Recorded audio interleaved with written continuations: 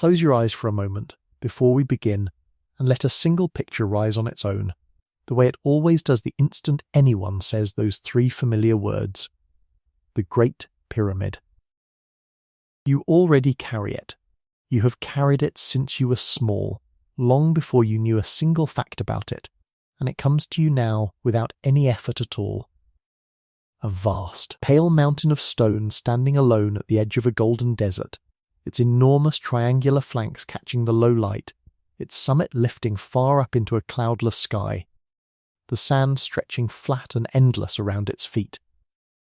It is impossibly large, it is impossibly old, and there is something in the picture, something in the sheer size and the sheer age and the sheer silence of it, that seems, almost gently, to lean away from ordinary human hands, as though the stone itself were quietly insisting that no one could really have built this, no one you would recognize, no one who ate and slept and grew tired the way you and I grow tired. Let that picture sit there, softly, for a little while. We are going to spend this long night with it, unhurriedly, turning it over the way you might turn a smooth stone in your palm, and by the time we are finished, you will hold a different picture, a warmer one, a more human one, and you will be able to rest inside it. Because that first picture, the one that leans away from human hands, is such a persuasive one that it has always invited whispers.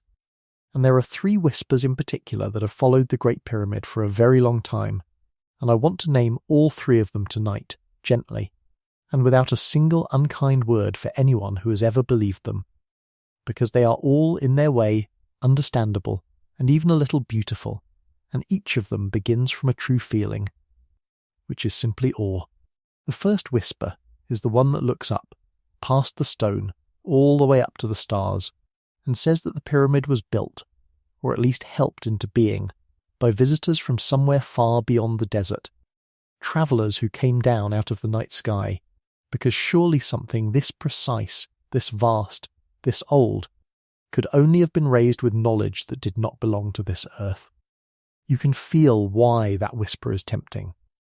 When a thing is too big for the mind to hold comfortably, the mind reaches upward, past the people, toward the sky, and the vast emptiness of the desert only helps it reach. The second whisper does not look up, but backward, deep into a lost and vanished time, and it says that the pyramid is the last surviving fingerprint of some great forgotten civilization, wiser and older than any we remember, a drowned Atlantis, a golden race who knew secrets we have somehow misplaced, and who left this monument behind before they slipped out of history entirely. And you can feel why that one is tempting too, because it is a little melancholy, a little romantic, the idea that once, long ago, human beings were greater than they are now, and that all we can do today is stand at the foot of their work and wonder. And the third whisper is the grimmest of the 3, the one that thinks of itself as the grown-up version, the hard-headed one, the version that has put away childish things about spacemen and lost continents and settled instead on cruelty.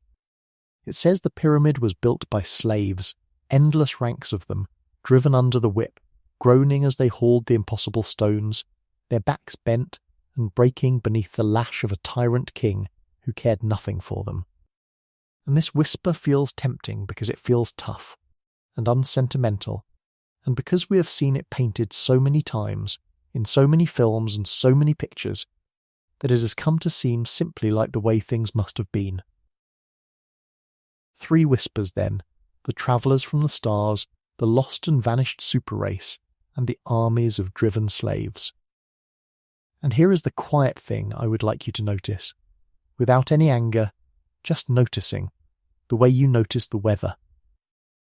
All 3 of those whispers, however different they sound, do exactly the same thing in the end. All 3 of them, gently, silently, lift the real people out of the picture. The star visitors give the credit to the sky. The lost civilization gives the credit to a race that never existed and conveniently vanished. And even the slaves, strangely, take the real builders away. Because a slave in that grim picture is not a person with a name and a craft and a family and a full belly and a bed to sleep in, but only a body, an anonymous groaning body among thousands of other anonymous groaning bodies, with no skill of his own, no pride, no say, driven forward only by fear. Every one of the three whispers, in its own way, quietly erases the same people, the actual Egyptians. The men and women who lived beside the river 4,500 years ago, who were clever and capable and organised and, as we shall see, honoured, and who left us, in their own hands, the receipts to prove it. We will meet them tonight. We will learn some of their names. We are in no hurry to get there, but I wanted you to know right at the start where we are going, so that you can let the picture soften even now and settle in. So let us settle in. Wherever you are, however you are lying, let this be the moment you put the day down. You have carried it long enough. Let your shoulders come away from your ears and feel them grow heavy and let them sink. Let the small tightness at the hinge of your jaw loosen, just a little, so your back teeth are no longer touching, so there is a soft space in your mouth and your jaw simply hangs. Let your brow smooth. Let the space between your eyebrows, where the day gathers all its small worries, go slack and wide and untroubled. Take one slow breath in, unhurried, right down into the base of your ribs, and then let it go, all the way out, longer on the way out than on the way in, and feel how the body always grows a little heavier at the bottom of a breath, a little more willing to be held by whatever is holding you. There is nothing you need to do now. There is nowhere else you need to be. Everything you are carrying, the message you did not answer, the thing you meant to say, the small list of tomorrow, all of it can be set down on the sand beside you, right here at the foot of the Great Pale Mountain, and it will keep perfectly well until morning. We have all the time in the world tonight. There is no test in the morning. Nothing in this story will ask anything of you except that you rest. Let your feet grow heavy, and your ankles and the long muscles of your legs, and let that heaviness spread slowly up through you like warm sand poured gently over your body. Let your hands unclench, and lie open, and go still, so that if any small worry is still folded up inside your fingers, it can simply slip out now, and fall and be gone. Let your belly soften, so your breath can move it freely, in and out, without your minding it at all. Let the muscles of your face grow so heavy and so peaceful that they forget, for tonight, all the small expressions they wore during the day, and let them settle instead into the plain, easy stillness of a face that is about to sleep. And let even the back of your head grow heavy, where it rests, so your neck no longer has to hold it, so it is fully given over, fully supported, fully at ease. Good, that is exactly right. That is all you ever have to do. And notice, as you lie there, how the desert air itself seems to help you. It is warm and dry, and very still, the way the air always is at the end of a long day in that place, when the fierce heat of the afternoon has finally softened and the great heat of the stone is giving itself slowly back to the cooling sky. There is no sound to trouble you. There is only the faint sighing of a little wind moving grain by grain across the sand, and, very far off, so quietly that you can only just hear it, the slow patient sound of the great river sliding by in the dark. Let those two soft sounds hold you. You are lying at the foot of the oldest wonder in the world, and it means you no harm at all. It has stood here, calm and unbothered, for 4,500 years, and it will go on standing, all through the night, while you rest. Now, while you lie there gathering weight and warmth, let me make you a small and simple promise about how I will tell this story, because the promise itself is meant to help you rest. I am going to keep, all through this long night, a contract with 2 clauses, and both of them are kind. Here is the first clause. Wherever we have real receipts, real evidence, real things dug out of the ground or written down in ancient ink, I will show them to you plainly, and I will tell you honestly just how good they are, how solid, how much weight they can bear, so that you never have to take my word alone for anything, and so that the wonder you feel is a wonder you can trust. And here is the second clause, which matters just as much. Wherever the receipts run out, wherever the evidence simply stops, wherever honest scholars still argue and no one truly knows, I will stop too. I will not paper over the gap. I will not invent a tidy answer to send you to sleep. I will say, simply and calmly, we do not know this part. And we will stand at that soft edge together for a moment, and then we will let it be, and rest anyway. Because it is one of the gentlest things in the world, I think, to be allowed not to know. To have someone tell you that a mystery can stay a mystery and the night can stay peaceful all the same. The receipts run out here, and that is all right, and we can rest anyway. Hold that thought loosely. We will come back to it more than once. And now, with the day set down and the contract made, let me plant two small questions in your mind. And I want you to hold them very loosely, the way you would hold a moth that has landed on your open hand, without closing your fingers, without gripping, just letting it rest there. The two questions are the only two we really need, and they are the two that every one of those whispers was trying, in its own hurried way, to answer. The first question is simply, how? How were those millions of blocks of stone, some of them heavier than you can easily imagine, cut and moved and lifted and set so precisely, one upon another, 4,500 years ago, by people who had no iron and no machines and not even a wheel they could have used to haul such weights across the sand? And the second question is even quieter, and in some ways even deeper. Why? Why would a whole people give 20 years of their lives to raising a mountain of stone that no one would live in, that held, at its heart, nothing but a single empty stone room for a single dead king? What could possibly have been worth that much patience, that much labour, that much care?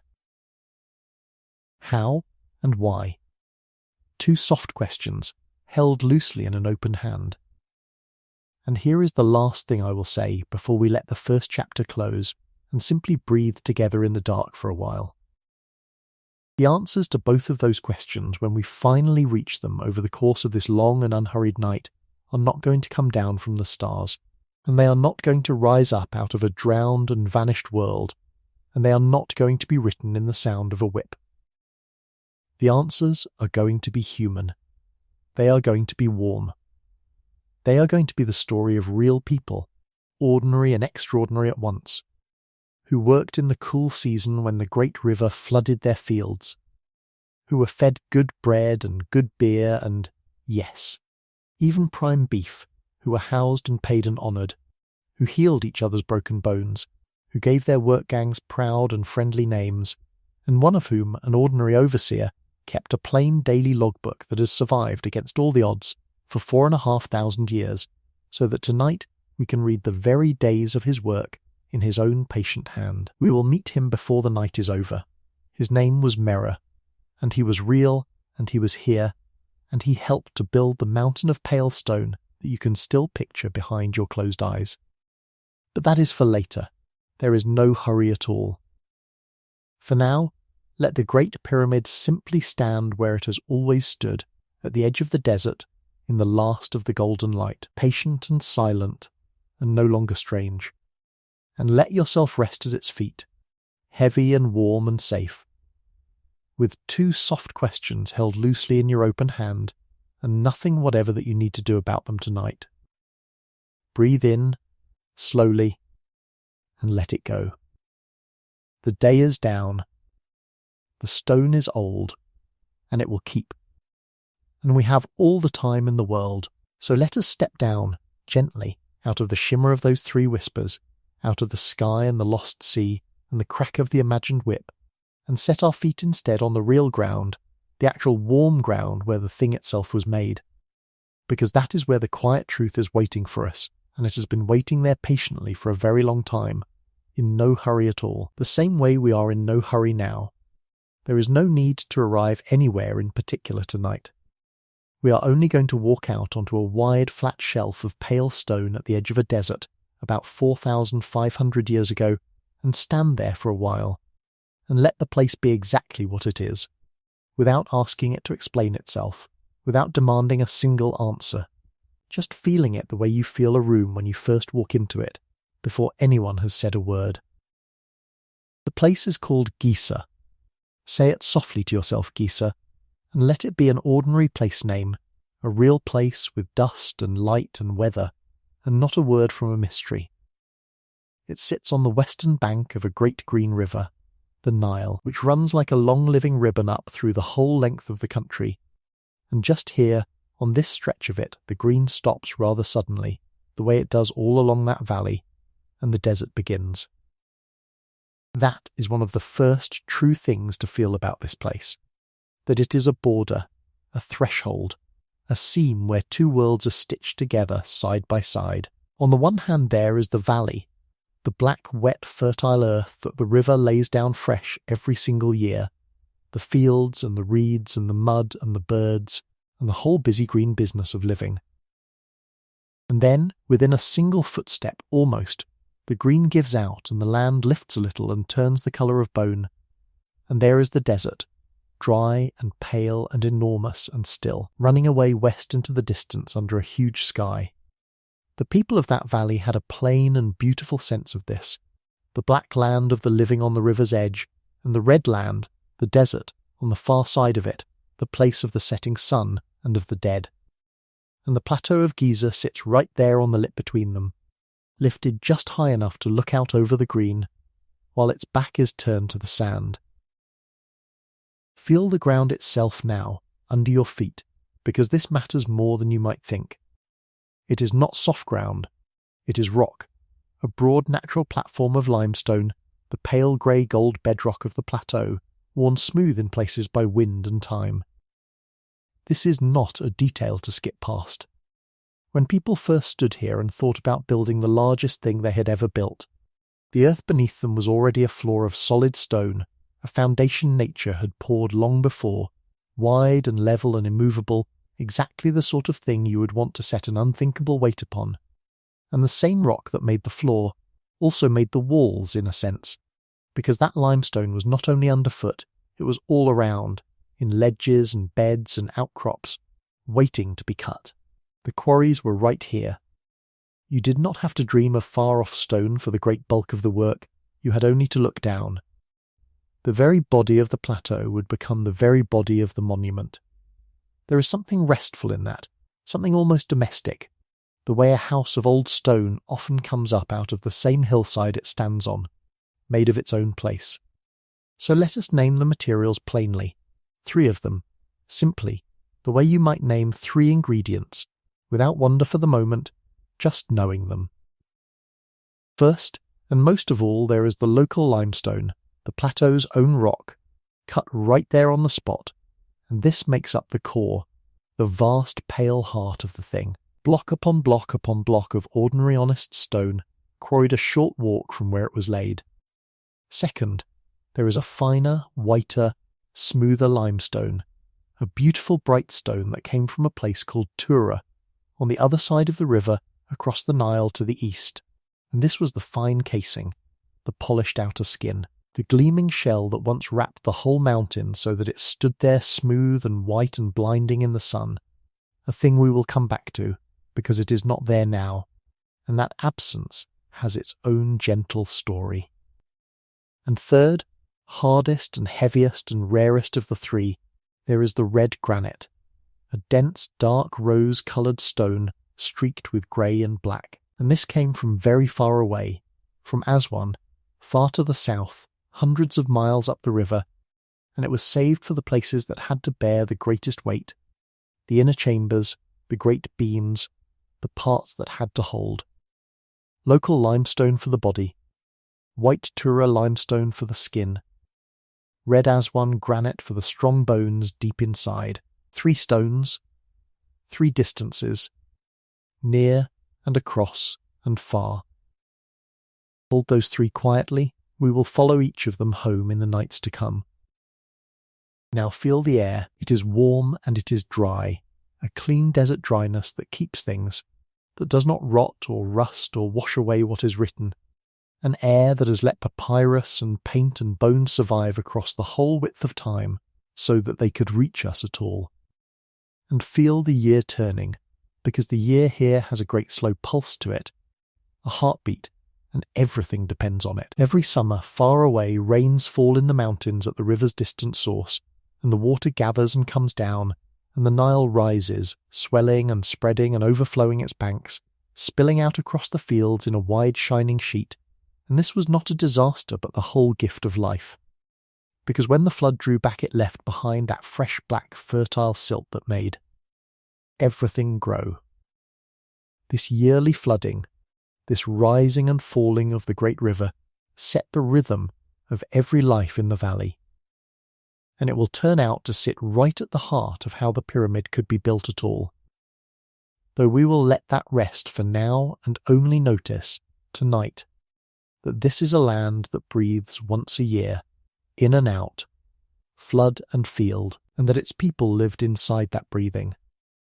And there, standing on the stone floor of the plateau, with the green valley below, and the red desert behind, and the warm dry air all around, and the great river breathing in the distance, we have arrived at the real ground.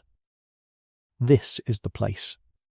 Not a place of visitors from the stars, not a drowned continent, not a pit of the lash, but a quarry on a rock shelf by a river, in a warm country 4,500 years ago, in what we call the Old Kingdom of Egypt, in its 4th dynasty, in the reign of a king named Khufu, whom the later Greeks would call Cheops.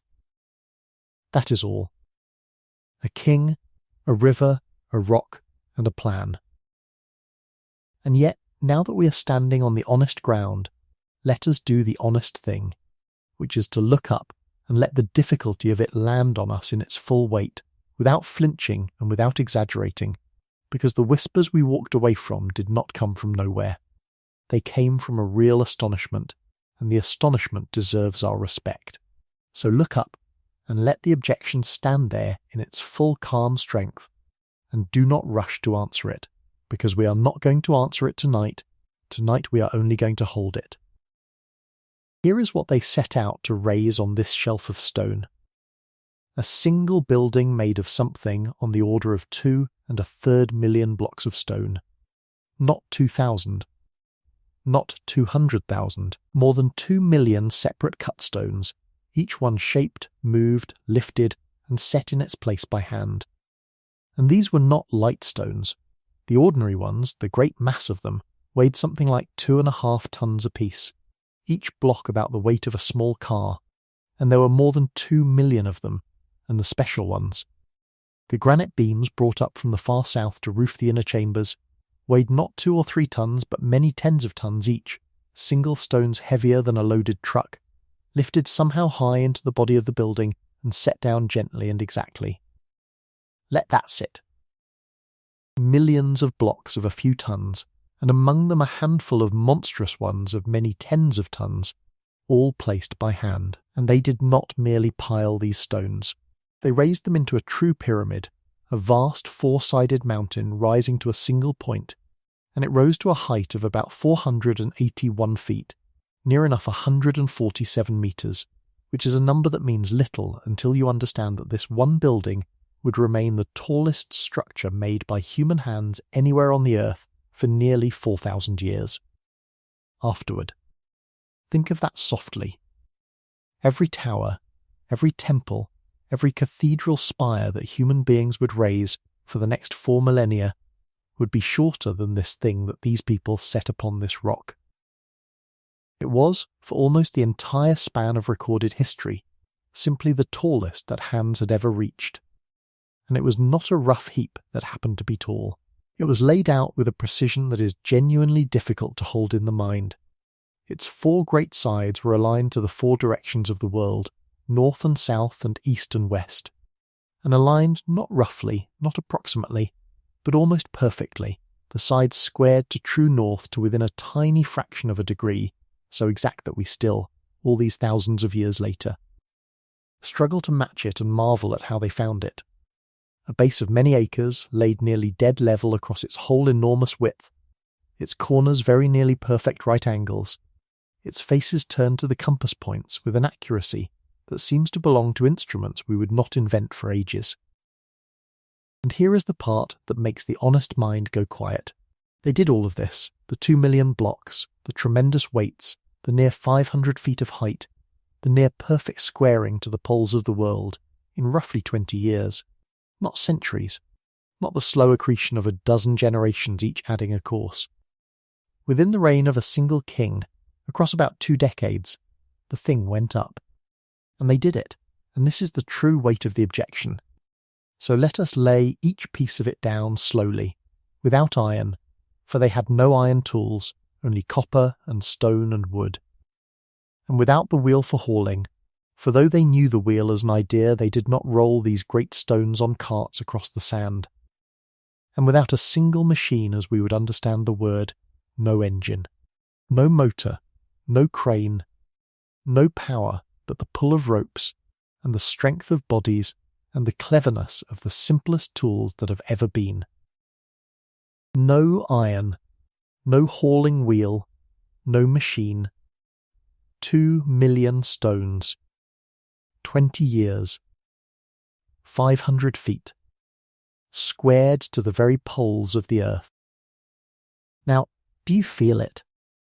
Do you feel how naturally, standing under a thing like that, the mind reaches for something outside the ordinary human world to explain it, how the sheer scale of it seems almost to demand a secret, a lost power, a helping hand from somewhere else? That reaching is not foolish, it is the honest response of an honest mind meeting a fact too large to hold all at once. The people who whisper about the stars and the lost race and the driven slaves are not stupid.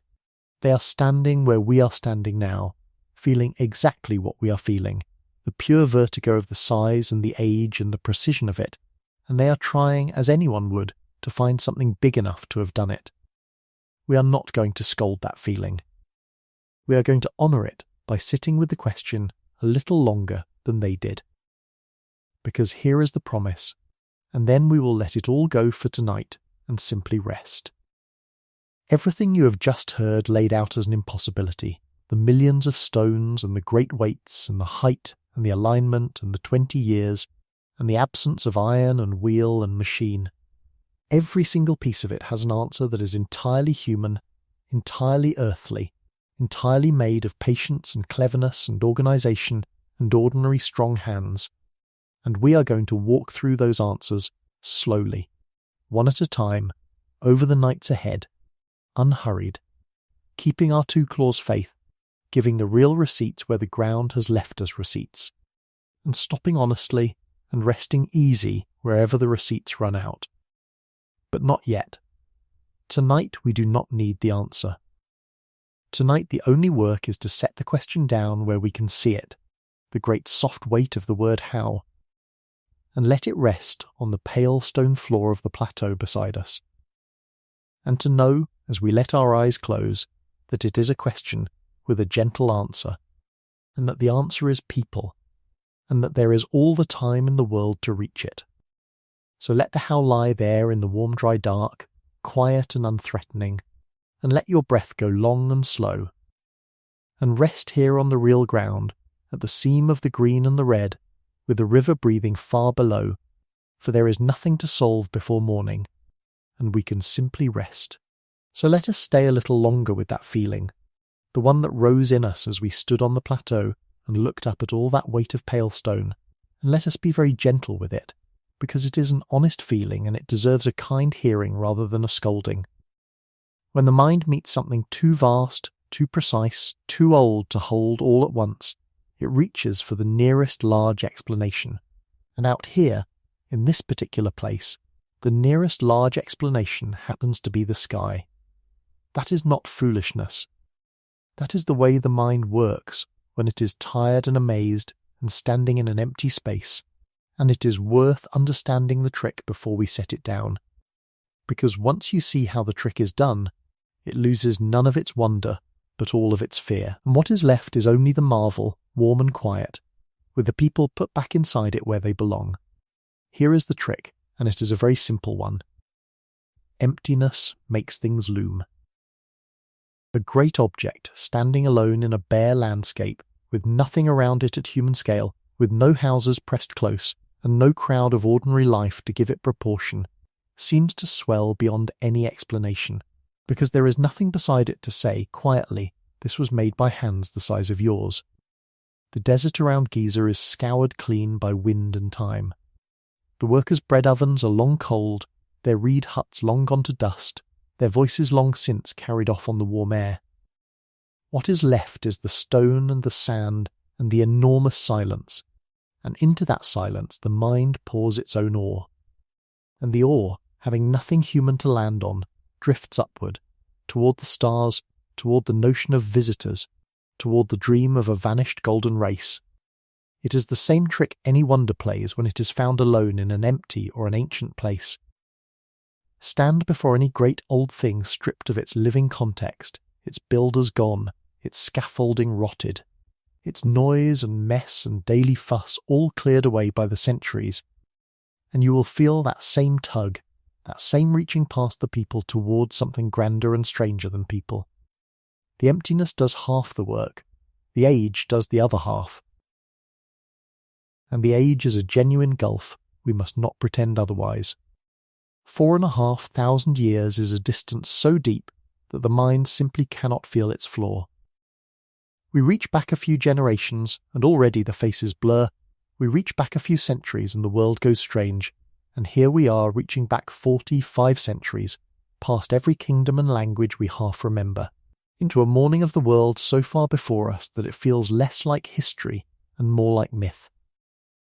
When something is that old, it seems to belong to a different order of being, not to ordinary mortals who woke and ate and grumbled and grew tired, but to some race apart, wiser than us, or stranger than us, or simply not us at all.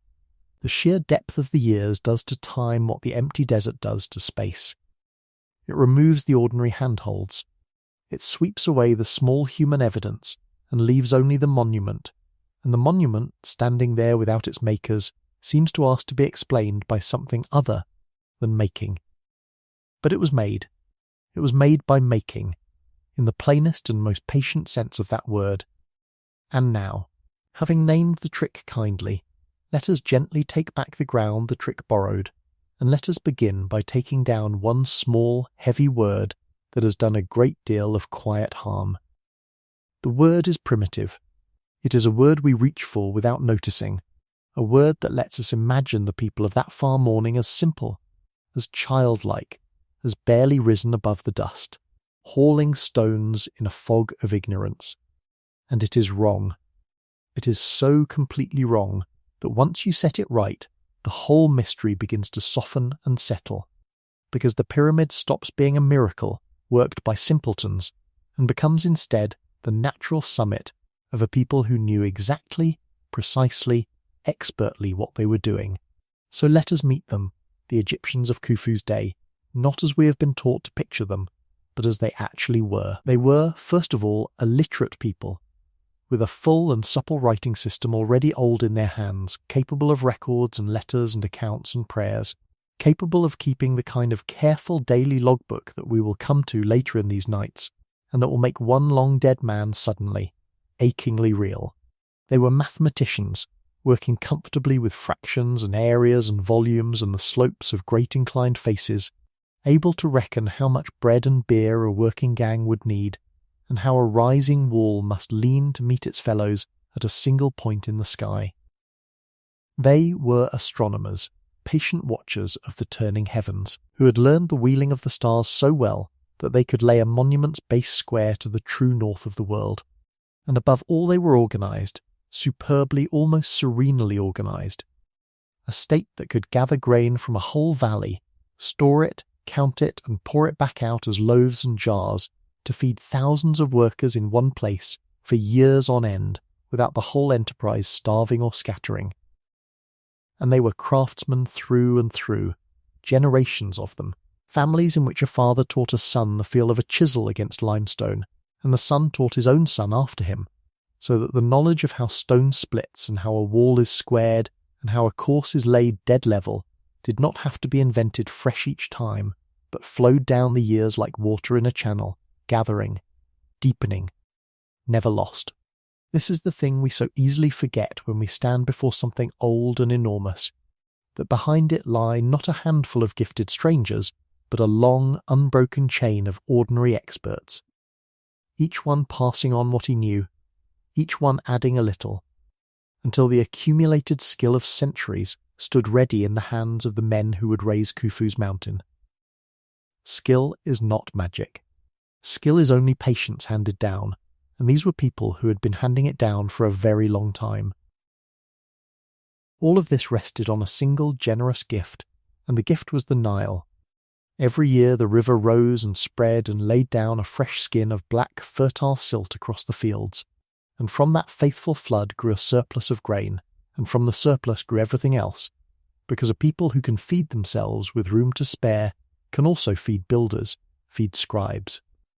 Feed priests and craftsmen and overseers can free thousands of hands from the daily hunt for food and turn those hands to a shared and enormous task. The pyramid is the river's gift made solid. It could not have been raised in a hungry land. It stands because the Nile was reliable, because the flood came each year like a promise kept, and because a clever, careful people had learned across long centuries how to catch that abundance and store it and spend it on something they believed with their whole hearts was worth the spending. And here is the part that most gently dissolves the mystery, the part that turns the impossible bolt from the blue into something we can actually follow with our eyes. By the time Khufu's builders broke ground at Giza, the Egyptians were already 1,000 years deep in the working of monumental stone. 1,000 years. The Great Pyramid was not the beginning of anything. It was not a first attempt, not a leap out of nowhere, not a sudden and inexplicable arrival. It was the summit of a long, visible apprenticeship in stone. A learning curve so clearly marked that we can still walk it today, pyramid by pyramid, standing at each one and reading in it a lesson learned, a problem met, a skill grown. Let us walk a little of it now, slowly, without hurry, the way you would stroll through the rooms of a house where a family had lived for generations, seeing in each room the marks of who they had been becoming. We begin with Djoser, a king who reigned generations before Khufu in an earlier dynasty, and with his architect, a man whose name has survived because his people would not let it be forgotten.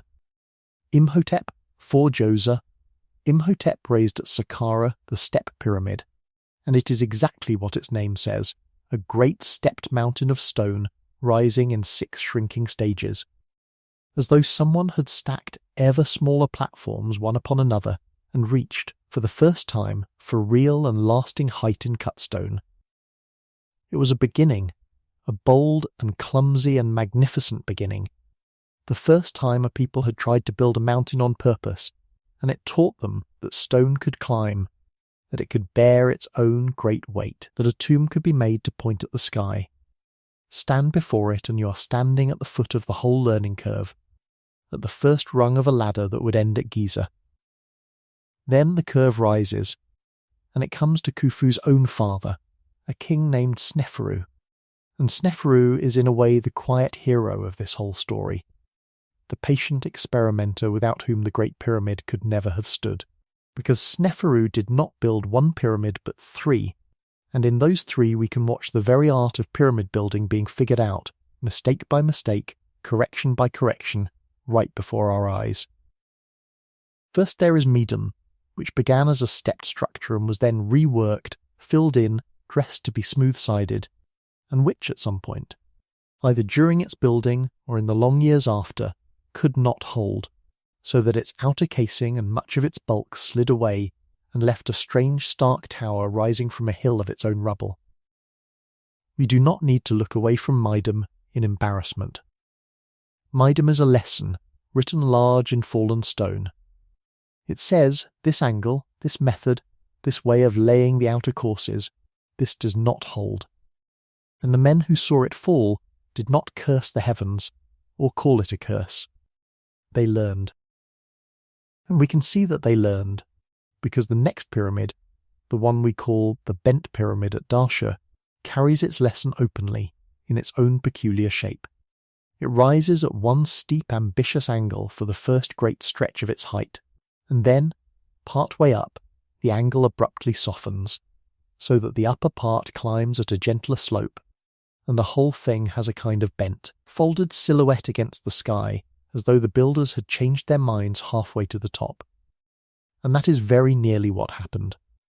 Somewhere in the building, feeling the strain, seeing perhaps the cracks and settling that a too steep, too heavy design was inviting, the builders corrected the angle mid-climb to bring the great mass safely to a point.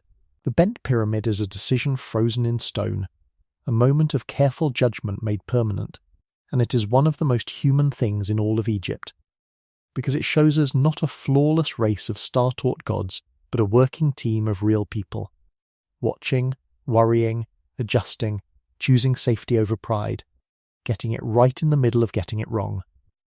And then, at last, still under Sneferu, still with the same accumulated wisdom, they built the Red Pyramid, also at Dahshur, named for the warm reddish tone of its stone, and here everything came together. Here, having learned from the fall at Medum and the correction at the Bent Pyramid, they raised the first true smooth-sided pyramid that stood as they meant it to stand. Its faces clean and straight from base to peak, its angle safe, its mass secure. The Red Pyramid is the proof that the lesson had been fully learned. It is the last rehearsal before the masterpiece. And Sneferu's son Khufu inherited all of it. Inherited the fallen tower and the bent silhouette and the first true pyramid. Inherited the teams of skilled men who had built them and buried their king inside them. Inherited a whole living tradition of exactly how to do this enormous thing. And so when Khufu turned to Giza and to a pyramid greater than any before, he was not reaching into the unknown. He was standing at the top of a staircase his fathers had built for him, one careful step at a time. Do you feel how the fear goes out of it? Told this way? The Great Pyramid is not a riddle dropped from the sky into the hands of people who could not have made it. It is the last and finest work of a people who had been making exactly this kind of thing, and learning from it, and getting better at it, for 1,000 years, and we can walk the very evidence, monument by monument, and read the growing skill in the stones. There is no gap for aliens to fill, because there is no gap. There is only a slope, a long, patient, visible slope of trying and failing and correcting and succeeding, and the pyramid sits at the top of it, exactly where 1,000 years of learning would put it. The mystery was never in the stone. It was only ever in the emptiness and the age, in the swept-clean desert and the unfeelable depth of the years, which lifted our eyes past the people and toward the sky. And now, gently, we have brought our eyes back down, and set the people back inside their own achievement, where they have been waiting all along. So let this be the thing we rest on tonight, the plain and steadying fact of it, that the people who raised the Great Pyramid were not primitive, not simple, not strangers to us, but a literate, mathematical, superbly organised nation, fed by a faithful river, schooled by 1,000 years of stone, standing on the shoulders of Imhotep and Djoser and Sneferu, standing on Medum's honest failure and the Bent Pyramid's honest correction and the Red Pyramid's quiet success. Receipts, not magic. Competence, not miracle. And there is nothing frightening in competence, nothing sleepless in it, only a kind of deep and reassuring warmth.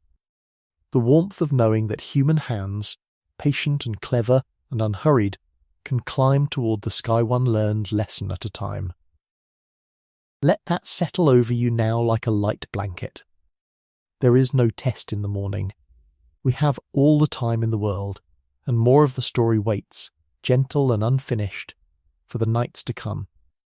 For now, simply rest in the competence of those long-ago people, and let your breathing slow, and let the plateau grow quiet, and let the learned, capable hands of the builders be the last thing your mind touches before it lets go. So we have walked the learning curve together, from Djoser's first stepped tower up through Sneferu's 3 great attempts, and we have let the word primitive fall away, quietly, like a coat we no longer need in the warm evening air. And now, having seen that these were capable people, a literate and mathematical and superbly organised people, we can turn, gently, to the second story the pyramid seems to invite, the one that feels less fantastical than aliens and less romantic than a lost golden race. The one that a certain kind of serious, sober person will offer you as the grown-up answer, the answer that thinks it has left the fairy tales behind. It goes like this, and you have surely heard it, because it is everywhere, painted onto the walls of the imagination as vividly as any wonder. The pyramid was built by slaves. Endless columns of them, ragged and sun-blackened and thirsty, hauling on ropes under the crack of a whip, a whole nation of the broken and the owned, groaning up the ramps while an overseer walks the line with his lash raised, and somewhere above them, remote and cruel on a canopied litter, the god King Khufu watches his mountain rise on the ruined backs of the many. It is a heavy picture, and part of what makes it feel true is precisely that heaviness. It seems unsentimental. It seems to face the darkness of history honestly. It flatters us that we are not naive. And so tonight, before we can rest, we want to set this picture down too, as carefully and as kindly as we set down the others, and see what the ground itself has to say about it. Because the ground, it turns out, has a great deal to say, and none of it involves a whip.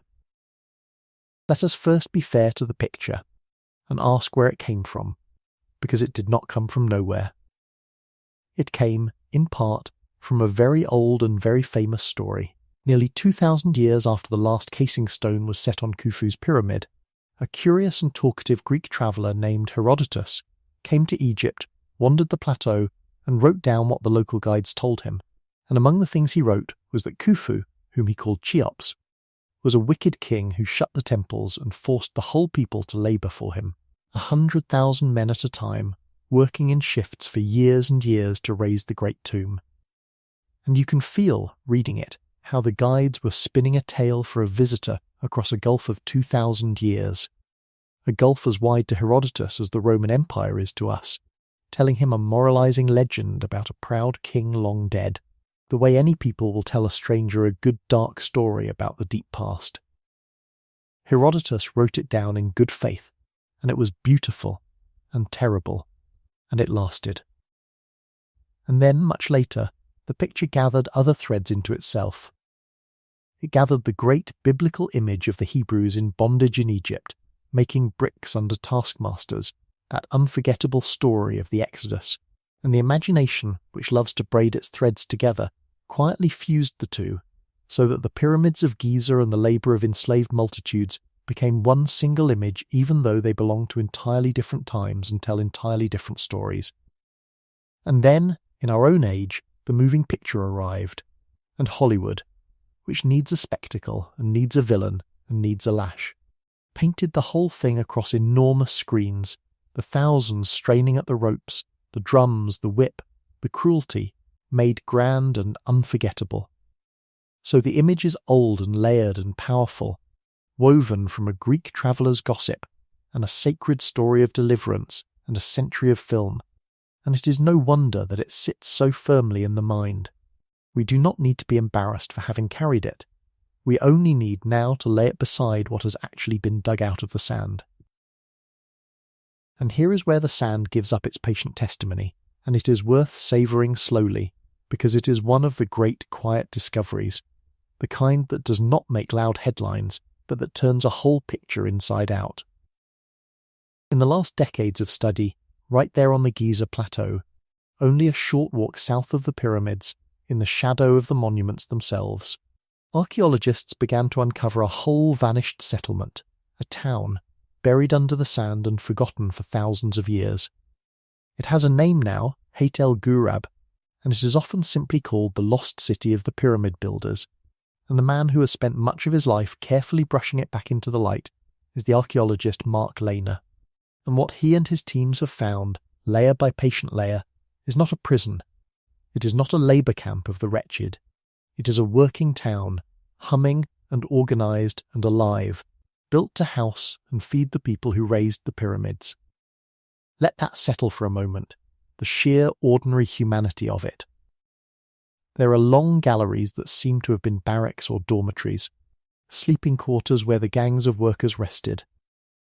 There are bakeries, real bakeries, with the emplacements for great bread moulds, set up to produce bread on a scale to feed thousands.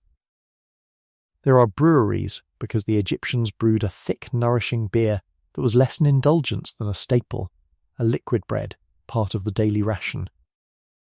There are workshops. There are the bones of a functioning society organised around a single enormous shared task, and every stone of it says the workers were provisioned, sheltered and cared for, not driven and discarded. And then there are the bones themselves, and this is perhaps the gentlest, most persuasive receipt of all, because you cannot argue with what a body ate. Among the debris of that lost town, the excavators found the food refuse of the workers' meals, and it is not the thin gruel of the enslaved and the starving. It is mountains of animal bone, the cast-off remains of countless meals, and when the specialists sorted through it, they found cattle, sheep, goats, and great quantities of fish carried up from the Nile and the marshes. There was enough meat, and enough of the good meat, that the calculation has been made that the site was consuming cattle in numbers that speak of prime beef, of choice animals, of a workforce eating far better than an ordinary farmer might eat at home in his village. Think of that. The people who moved the stones were given meat, and not the poorest scraps, but real, substantial, well-fed rations, beef and mutton and fish, the food of people whose strength was valued and whose labour was honoured enough to keep them strong. You do not fatten slaves on prime beef. You do not build bakeries and breweries at that scale to feed the disposable. Everything the ground says here points the same way, toward a workforce that was fed, and fed deliberately, and fed well, because the state that gathered them understood, plainly, that a well-fed body lifts more stone than a starving one, and perhaps two, because these were its own people, and you feed your own. But if the town tells us how they lived, there is another place on the plateau that tells us something even more tender, which is how they were treated when they died. Not far from the pyramids, in the desert sand, the archaeologist Zahi Hawass uncovered a cemetery. And it is not a mass grave, not a pit where the anonymous dead were tumbled without ceremony. It is a proper cemetery of the workers, with their own tombs, some of them modest little mud-brick pyramids of their own, small echoes of the great ones they had helped to build. Tombs where these ordinary men and women were laid to rest with care, with grave goods, with the jars of bread and beer they would need for their own journeys. With their names and sometimes their titles carved above them, they were buried in dignity, in the sacred shadow of the king's own monument, in ground made holy by his nearness, and this is a thing you simply must sit with for a moment, because of everything the plateau tells us, this may say the most. A slave is not buried in honour beside his master's tomb. A slave is not given a monument of his own, however small, in the most sacred ground in the kingdom. That place beside the king was precious, coveted, reserved for those who had earned it, and there they are, the stone movers and the bread bakers and the gang overseers, resting for eternity within sight of the mountain their own hands had raised. As if to say, we belonged here. We earned our place at his side. And the bones in those honoured tombs speak once more, in a quieter voice, about care. When the skeletons were studied, they told the story of hard physical lives, yes, of bodies worn by the lifting and the hauling, of spines compressed and joints ground down by decades of heavy labour. No one is pretending the work was easy. But they told another story too, running alongside the first.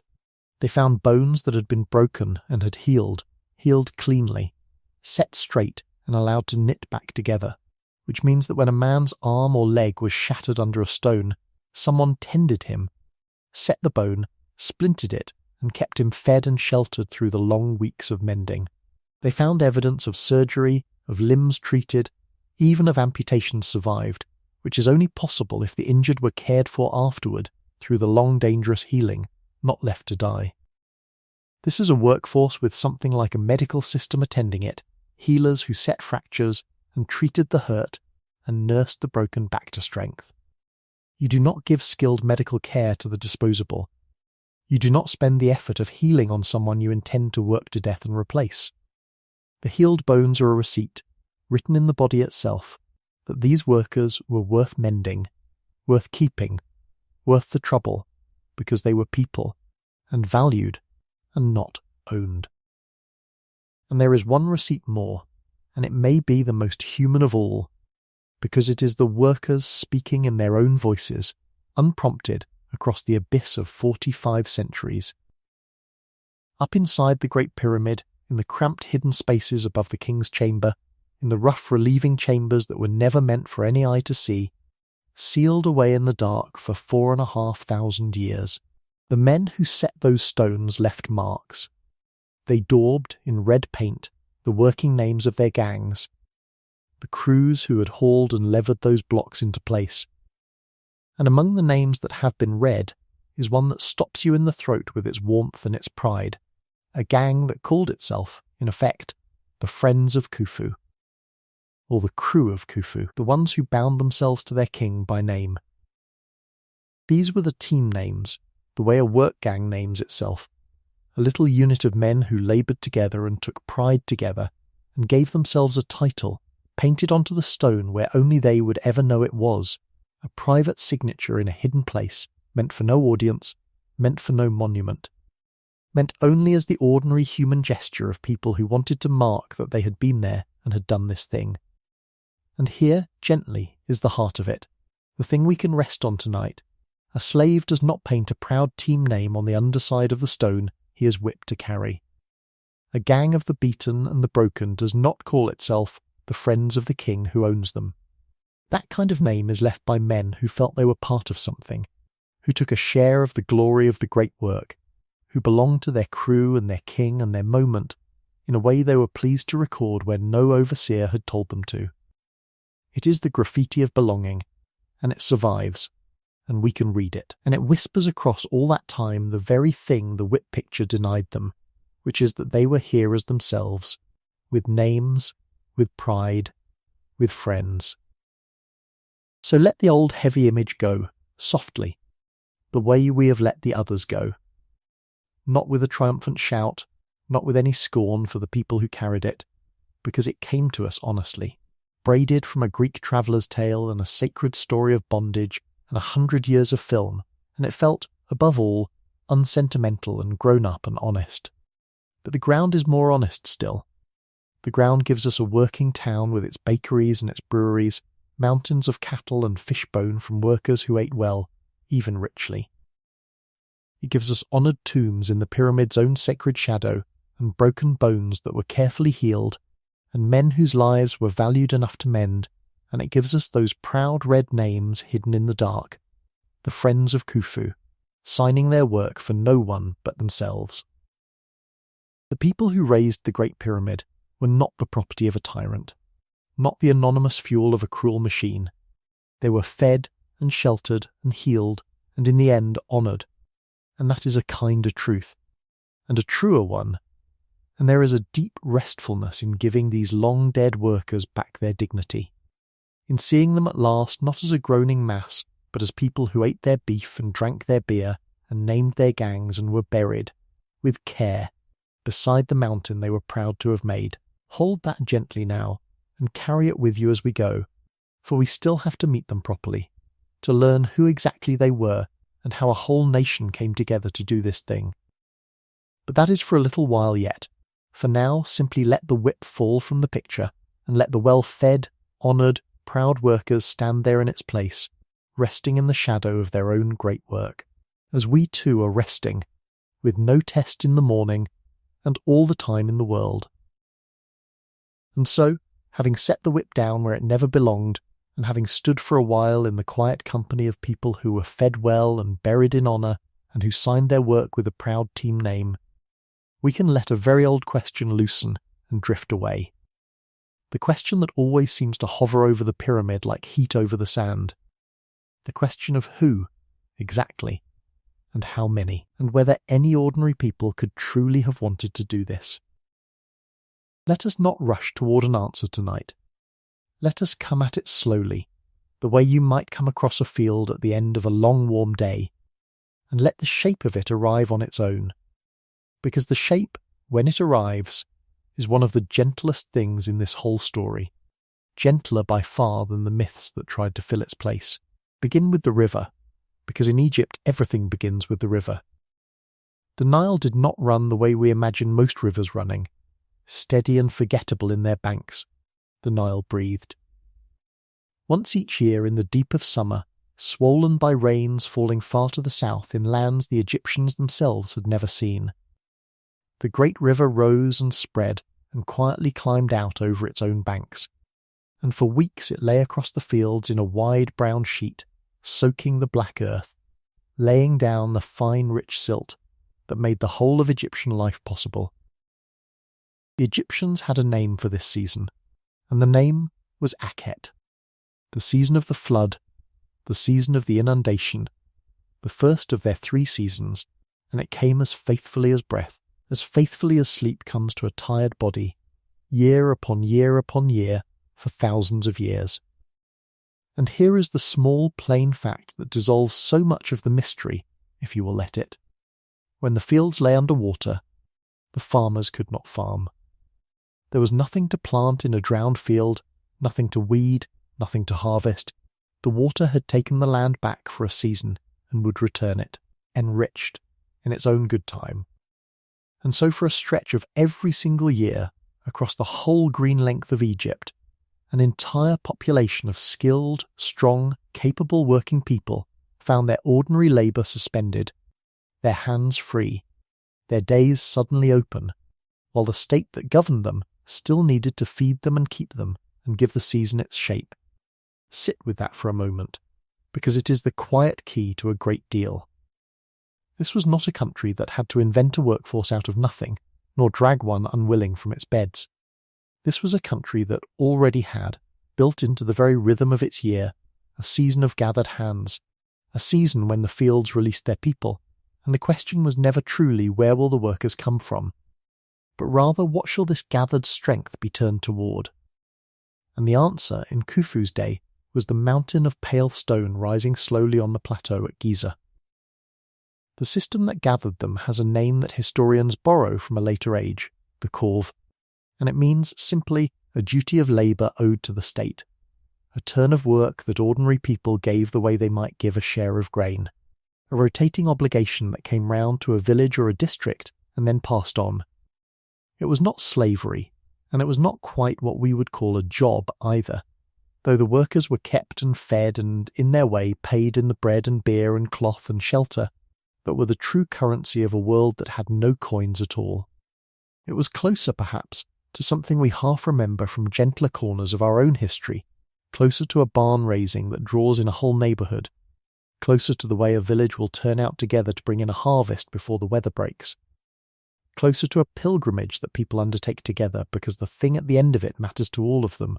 Men came from their villages up and down the river, came for a season, gave their turn of labour and went home again when their turn was done, and another set of hands came up to take their place, and in this slow rotation, this tide of people rising and returning like the flood itself, the great work was carried on.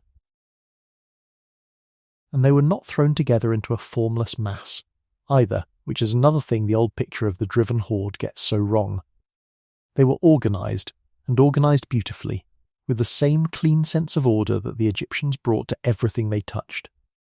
The great body of workers was divided into gangs, and each gang carried a name, a proud name, a name that told you these were the crew of the king, the friends of Khufu, the drunkards of Menkaure in a later reign, names full of loyalty and a little swagger, the names of men who knew what they were part of. And each gang was divided again into smaller groups, into what the Egyptians called files, an old word that simply means a division or a tribe, and each file had its own name too. And within the files there were smaller teams still, so that a single man, one man among the tens of thousands, was never simply lost in the crowd, but belonged to a team, which belonged to a file, which belonged to a gang, which belonged to the work of the king, each nested inside the next like the courses of the pyramid itself. Over these rotating gangs of seasonal workers stood a smaller number of permanent men, the skilled and the practiced, the master masons and the surveyors and the overseers and the quarry captains, the ones who did not go home when the flood receded because their craft was needed the whole year round, the ones who held the knowledge and passed it down and made sure that the strength coming up from the villages was aimed true. And all of them, the seasonal and the permanent alike, were fed and housed and kept by the state, in the barracks and the bakeries and the breweries we have already walked through in the dust, so that the whole enormous effort ran not on fear, but on the plain, unglamorous, deeply human machinery of bread baked in the thousands of loaves. And beer brewed in the great vats, and cattle and sheep and fish brought in to feed the gangs, and a roof over every tired head at the end of the day. Picture it, if you like, not as a scene of suffering, but as a season of gathering, the way a great fair or a great festival gathers people. The flood is high and brown across the fields, the villagers have sent their turn of men up the river. The plateau is loud in the daytime with the tap of copper on stone, and the calling of the gangs and the creak of the sledges, and quiet at night with the breathing of thousands of sleeping people under the desert stars, and over it all lies the sense, shared from the humblest hauler to the vizier himself, that what they are building is not one man's tomb only, but the safety of the whole world's order. It is far, far easier to raise a mountain when the people raising it believe, down in their bones, that the raising matters.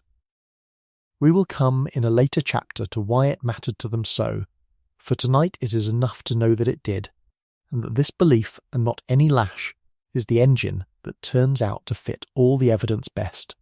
Now all of this, the flood and the gangs and the files and the feeding of the workforce, we have pieced together from many quiet clues, from the bones and the barracks and the graffiti and the shape of the season itself, and it makes a picture we can trust. But there is one more receipt, and it is the most human receipt of them all, the one that reaches out of the dry dark of 45 centuries and takes you gently by the hand, and I have been saving it for you, because it is the kind of thing that once you have heard it, changes forever how you look at that great pale mountain of stone. Far to the east of the Nile, out where the desert runs down at last to the blue of the Red Sea, there is a place called Wadi al-Jarf, a stretch of ancient shoreline that was in Khufu's day a working harbour, a port from which Egyptian boats set out on errands across the water and to which they returned. It is a lonely place now, and it was long forgotten, and it was there, in the year 2013, that a French archaeologist named Pierre Tallet and his team, digging patiently through the sand and into a set of storage galleries cut into the rock, found something so ordinary and so extraordinary that it took the breath from everyone who understood what it was. They found papyrus. They found written pages, fragile and brown and impossibly old. The oldest inscribed papyri ever discovered anywhere on this earth, pages that had lain in the dark since the reign of Khufu himself, since the very years the Great Pyramid was rising. And when the writing on them was carefully read, it turned out to be the plainest, humblest, most heart-catching thing imaginable. It was a logbook. It was a working man's daily record, a diary of jobs done and journeys made, kept by an official, a middle-ranking overseer of a team of skilled boatmen. And the man's name has come down to us across all those centuries, because he wrote it, and his name was Mera. Let that name settle in you for a moment. Mera, not a king, not a god, not a hero out of legend, but an ordinary competent working man, a team leader, the sort of person who in almost every age of the world leaves no trace at all, whose whole life and labour vanish without a whisper the moment the last person who knew him dies. And yet here is Mera, still keeping his log, still noting down the days, still telling us, in his own steady hand, what he and his team did through the seasons of a year some 4,500 years ago. And what they did, day after day recorded day, was carry stone. Mera's team worked the water. They rowed and sailed and hauled, and again the diary records them going to the quarries at a place the Egyptians called Tura. the fine quarries across the river from Giza where the beautiful smooth white limestone was cut, the very casing stone that once made the whole pyramid gleam like something poured from moonlight, and loading that stone onto their boats and ferrying it along the river and the canals to the foot of the plateau to the great building site itself, and unloading it and turning back to do it again. 2 or 3 round trips, the diary suggests in the space of days, a steady, patient shuttle of pale stone floating up to the growing pyramid on the back of the flood. And Mera, keeping his careful record, even names the great men over him, even sets down the name of the official who directed the works in that region, a man called Ankhaf, who we know from other sources was a vizier, a half-brother very likely of the king, one of the highest figures in all of Egypt, the sort of towering personage who in the myths would be the whole story. But in Mera's diary, Ankhaf is simply the name at the top of the chain of command, the great lord under whose authority the white stone is moved, mentioned the way any working man mentions the boss's boss, in passing, as a plain fact of the job. And through that plain fact, through that one dry administrative line, the whole vanished world of the pyramid clicks suddenly and vividly into place, from the vizier at the summit of power down through the overseers to Mera and his boatmen sweating over the oars. All of them real, all of them named, all of them alive on the same bright mornings, moving the same pale stone, under the same sun that is setting now, as you rest. Think of what it means, this small brown logbook. Of the millions of people who laboured on the Great Pyramid, the countless hands that quarried and hauled and lifted and set, nearly all are silent. Their names gone, their days unrecorded, dust among the dust. And then, by the sheerest tender accident of preservation, one voice survives. One ordinary overseer's worklog, kept dry and safe in a rock-cut chamber by the far sea, comes down to us intact, and it does not speak of aliens, and it does not speak of a lost race, and it does not speak of chains and weeping and the crack of the whip. It speaks of boats, and of stone, and of the trip to Tura and back, and of the days of the week going by, in the calm, unbothered tone of a man simply doing his work and keeping his account of it, a man who could not possibly have imagined that his humble ledger would outlast his king's own mountain as the most human thing either of them left behind. He wrote it for his supervisors, for the dull needs of the moment, never for us, and precisely because he never meant it for us, we can trust it utterly. It is not a monument's boast, it is a real man telling the truth about his real Tuesday 4,500 years ago. And that, in the end, is what dissolves the last of the strangeness, more surely than any argument could. You cannot look at the Great Pyramid quite the same way once you have met Mera, once you have heard one of the builders speak in his own voice about ferrying the white stone across the water on an ordinary working day. The mountain stops being a riddle dropped from the sky, and becomes, instead, the sum of a great many such days, a great many such men, each doing his patient competent part, and going home when the flood went down, and coming back next season and leaving, most of them, no name at all, save that one of them happened to keep a diary, and the diary happened to survive, and it turns out to be the plainest and most reassuring document in the world. So let the numbers stop frightening you now, the millions of blocks and the tremendous weights. Behind every one of them there was a team with a name, and a file within the team, and a man within the file, fed and housed and free for a season, giving his turn of strength to the shared great work. We know their season, and we know their system, and thanks to Mera, we even know one of their voices. And having met them, having let them become real, we can turn, unhurried and unafraid, toward the next quiet question, which is how exactly all that gathered human strength shaped the stone and lifted it, with tools far simpler than you would ever guess. So let us stay with those real hands a little longer, the hands of Mera and the men who dragged the white stone by boat, and let us follow them from the water's edge up onto the plateau, and watch, slowly and without hurry, what those hands actually did with the stone once it was theirs, because the how of this place, the plain and patient how, is where so much of the wonder quietly lives, and it is a wonder you can hold without flinching, a wonder that does not ask you to believe anything strange. Picture the morning then on the Giza Plateau, the light coming up soft and gold behind you over the river, the air still cool before the day warms, and all around you the low rhythmic sound of work beginning. Not the crack of a whip, we have already put that image down and left it behind us, but the ordinary music of people who know their craft, the tap and ring of copper on stone, the scrape of sledges, the murmur of men calling counts to one another, the sound of a whole skilled world waking to a task it understands. This is the sound the pyramid was actually built to, and it is a calm sound, a repetitive and almost lulling sound, and you can let it settle over you like a blanket while we look at the tools in those working hands. They are simple tools. That is the first thing to hold, and it is the thing that surprises people most, because we expect a marvel to require marvellous instruments, some lost machine, some secret device. And instead, we find copper and stone and wood and rope and sand. The plainest materials in the world, used with an intelligence and a patience so deep that the plainness becomes the marvel.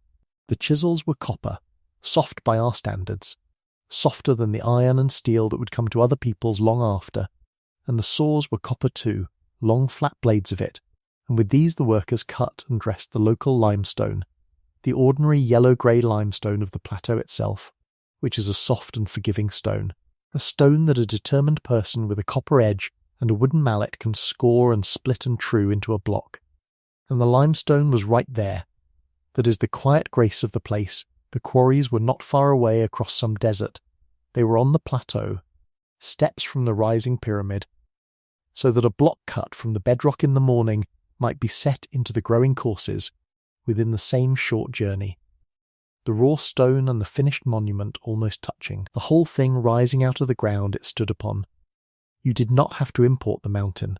The mountain was already under your feet, and the work was simply to lift part of it, block by block, into a shape. For the softer stone the copper served well enough, sharpened again and again as it wore, and beside the chisels the workers used pounders, round hard hammer stones of dolerite.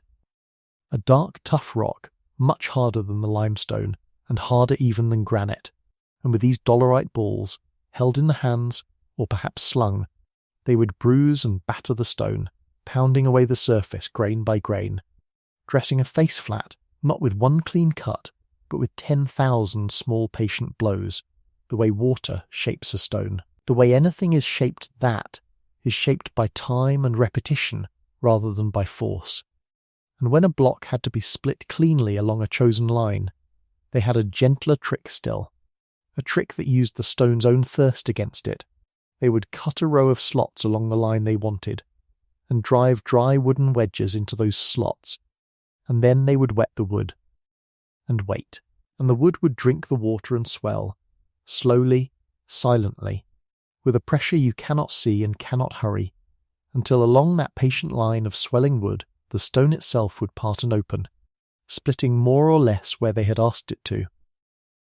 Think of that for a moment before we move on, a monument raised in part by the simple swelling of wet wood, by soaking a wedge and letting it grow, a force as soft and as sure as a seed cracking a paving stone, and let that be another small reassurance to you as you rest, that great things are very often done by small, quiet, unhurried means. Now the granite is a harder story, and we should be honest that it was harder, because the red granite that armoured the king's chamber deep inside came all the long way from Aswan, hundreds of miles up the river to the south, and granite does not yield to copper. Granite laughs at a copper chisel. Granite is one of the hardest stones the earth makes. And yet, they cut it and they carried it and they set it, those tens of tons beams of dark speckled stone, and the how of that is one of the most satisfying receipts of all, because it is again a receipt of patience rather than of magic. The trick was sand, ordinary sand, quartz sand, which is itself hard, nearly as hard as the granite it is set against, and the workers used the copper saws and the copper drills not to cut the granite directly, for they could not, but to drag that abrasive sand back and forth across it, the copper only a carrier, the sand the true tooth, so that the cutting was done by countless tiny grains grinding, hour upon hour, day upon day, a channel opening across the granite one whisper of dust at a time. You can still see, on some of the surviving stones, the faint curved marks these long, slow cuts left behind, the ghost of emotion repeated 10,000 times, the signature of a person who did not need to be fast, because the stone was not going anywhere, and neither in the end were they. There is no hidden laser in these marks. There is only sand and copper and a human arm moving back and forth in the warm air, and a willingness to keep moving it until the thing was done.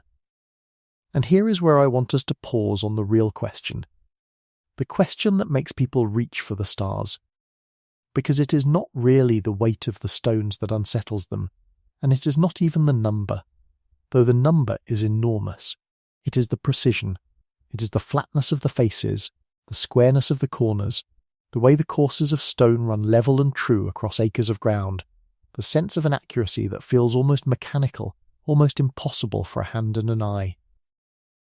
And the beautiful answer, the calming answer, is that this precision too came from the very simplest instruments you could almost assemble yourself this evening from things in an ordinary house, and that the precision lived not in the tools, but in the care with which they were used. To make a surface truly level, truly flat across a great span, they did not need a machine, they needed water, and they understood, as any patient person watching a still pond understands. That water always finds its own level, that a surface of quiet water is nature's own perfect flatness offered freely to anyone willing to look. So they would cut shallow channels or set out troughs, and fill them, and let the water lie still, and read the level from the water, and by this the vast courses of the pyramid were brought dead flat. So flat that the base of the finished monument varies across its enormous width by only the smallest fraction, a flatness measured against nothing more mysterious than the surface of standing water in a trough. And to find the true vertical, the straight up and down, they used a plumb bob, which is nothing but a weight on a string. You let it hang, and gravity itself draws the string into a perfect line toward the centre of the earth, and there is your true vertical, given to you, again for free, by the plain behaviour of a hanging stone. And to check that corners were square, that walls met cleanly, they used set squares, simple wooden right angles, and they used cord, taut cord, pulled tight between points, a straight line made of stretched string, and knotted cord for measuring lengths in even units, so that a distance here matched a distance there. Water for the level, a hanging weight for the vertical, a wooden angle and a stretched string for the square, that is very nearly the whole toolkit of the precision, and I hope you feel, as I do, how deeply reassuring that is, how it takes the pyramid down out of the cold impossible sky and sets it back gently into the world of human hands and human patience, because everything on that list is something a thoughtful person could understand in an afternoon, and the greatness was never in the cleverness of the device, but in the discipline of using it, over and over, block after block, course after course, refusing to let the small error creep in, checking and checking again, the way a careful person checks their work not once but 100 times, because they care that it be right. There is one more piece of precision, and it is perhaps the loveliest of all, and it is the piece that most often gets pointed at the stars, so let us take it slowly, and let us take it kindly. The whole enormous pyramid is aligned to the 4 directions of the compass, with an accuracy that is genuinely astonishing.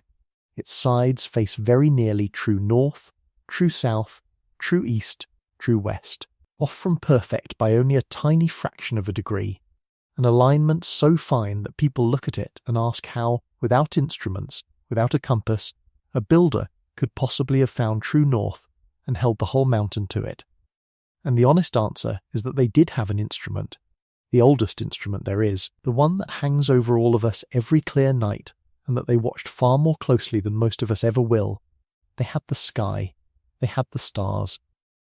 In the deep dark of a desert night, with no city glow to wash them out, the stars are not a scatter but a great slow wheel, turning through the night around a single still point in the north, the pole of the sky, and the stars nearest that point never set at all, never dip below the horizon, but circle it forever, round and round, and the Egyptians knew these stars well, and gave them a beautiful name. The imperishable ones, the ones that do not die. And by watching those circling stars with great patience, by marking where a star rose and where the same star set, and finding the true middle line between, or by other careful methods of watching the turning heavens night after night, an attentive astronomer could locate that still northern point of the sky, that pivot around which everything turns, and lay a true north-south line upon the ground beneath it, and to that line the builders trued the base of the pyramid. So the alignment is not a message from the sky, and it is not knowledge handed down by visitors from the stars. It is, if anything, the exact opposite of that. It is a receipt for how deeply and how patiently these people watched the real sky above their own desert, night after night, year after year, generation after generation, until the motions of the heavens were as familiar to them as the flooding of their river, and they could reach up and borrow the sky's own steadiness to steady their stone. The stars did not build the pyramid. The stars only turned as they always turn, and the Egyptians watched as they had learnt to watch, and used what they saw. That is the whole of it, and it is enough, and it is more moving to me than any story of visitors could ever be, because there is no visitor in it at all. Only human beings lying out under the same stars you can still see, patient and awake and paying attention, and finding north in the dark. And when you gather all of it together, the copper edge on the soft plateau limestone, the dolerite pounder bruising a face flat, the wet wooden wedge swelling a block apart, the quartz sand grinding its slow way through the hard red granite of Aswan, the still water reading out a perfect level, the plumb bob hanging true, the set square and the stretched cord holding every corner honest, and the imperishable stars turning overhead to give the whole mountain its bearing. When you gather all of that together, you find that there is not one single step in the shaping of this stone that requires anything more than materials, method, and time. Not one single place where you are forced to reach past the people toward the sky. Every marvel resolves, when you look closely, into patience. The flatness is patience, the squareness is patience, the alignment is patience. The precision that so unsettles the mind is simply what patience looks like when it is carried on long enough and checked often enough by people who cared to get it right. And there is such rest in that, I think such deep, quiet rest, in knowing that the impossible thing was made of the most possible things, that the mountain of stone is really a mountain of small, careful acts, each one within the reach of a human hand, laid patiently one beside the next until the acts became a monument. The marvel is the patience. Hold that gently as we go on, and let it soften you, because in a little while we will follow these shaped and squared and trued blocks out of the quarry, and ask the next quiet question, of how they were moved and how they were raised. But the moving can wait, and the raising can wait, and there is no need to lift a single stone tonight. For now it is enough to have stood in the cool morning light and watched the patient hands at their patient work, and to let that steady, unhurried rhythm carry you down towards sleep. And so we have watched the patient hands at the quarry, and the copper and the sand and the plumb line, and the slow wheeling of the stars that gave the whole vast mountain its true north. And now, gently, without hurry, we come to the question that troubles most people most of all. The question that seems, at first, to be the very hinge on which all the strange stories turn. It is not really how the stone was cut, and it is not really how the corners were made square, though those are wonders too. It is this. How did they move it? How did a block of 2.5 tons, and then another, and then 2.5 million of them, and here and there a great beam of Aswan granite, weighing as much as 50 or 60 of us together? How did all that stone leave the ground and rise, course upon course, into the warm and empty air, until the last stone sat some 480 feet above the desert, higher than any handmade thing would stand again for nearly 4,000 years? Hold that question loosely tonight. We are not going to solve it in a single stroke, and we are not going to pretend to. We are going to lay the real answers down beside one another, softly, the way you might lay smooth stones in a row along a windowsill, and we are going to be honest at the very end about the one place where the answers thin out, and the scholars, the careful and the kind, still disagree. And that honest stopping place, when we reach it, will be a good place to rest. There is no test in the morning. We have all the time in the world. Let us begin then on the flat ground, before anything rises at all, with the simple, stubborn problem of dragging. A great block sits on the sand. You want it to move. You will not have a wheel to help you, not for this, because a wheel under a 2-ton load on soft ground simply sinks and digs and fights you. And the Egyptians, who were far from foolish, knew this in their bones. So the block is lashed to a wooden sledge, a kind of heavy sled with broad runners, and ropes of twisted papyrus and palm fibre are made fast to the front, and gangs of men take up the ropes. And here is the first quiet miracle of the thing, and it is not a miracle at all, but a piece of knowledge so ordinary and so clever that it took us. The modern world, a strangely long time to notice they had it. They wet the sand. There is a painting, made a good while after Khufu's day, in the tomb of a nobleman named Jehuti-Hotep, and in it a colossal statue, an enormous seated figure of stone, is being hauled along on just such a sledge by row upon row of straining men, and standing at the very front of the sledge, small and easy to miss, there is a single figure who is not pulling at all. He is pouring water. He tips a vessel out over the sand directly in the path of the runners, wetting the ground ahead so the sledge slides onto damp sand rather than dry. For a long time people looked at that little water pourer and thought perhaps he was performing some ritual, some ceremonial blessing of the way, a bit of piety painted into a working scene. But he was doing physics. He was doing good, sound, practical physics, and he knew exactly why.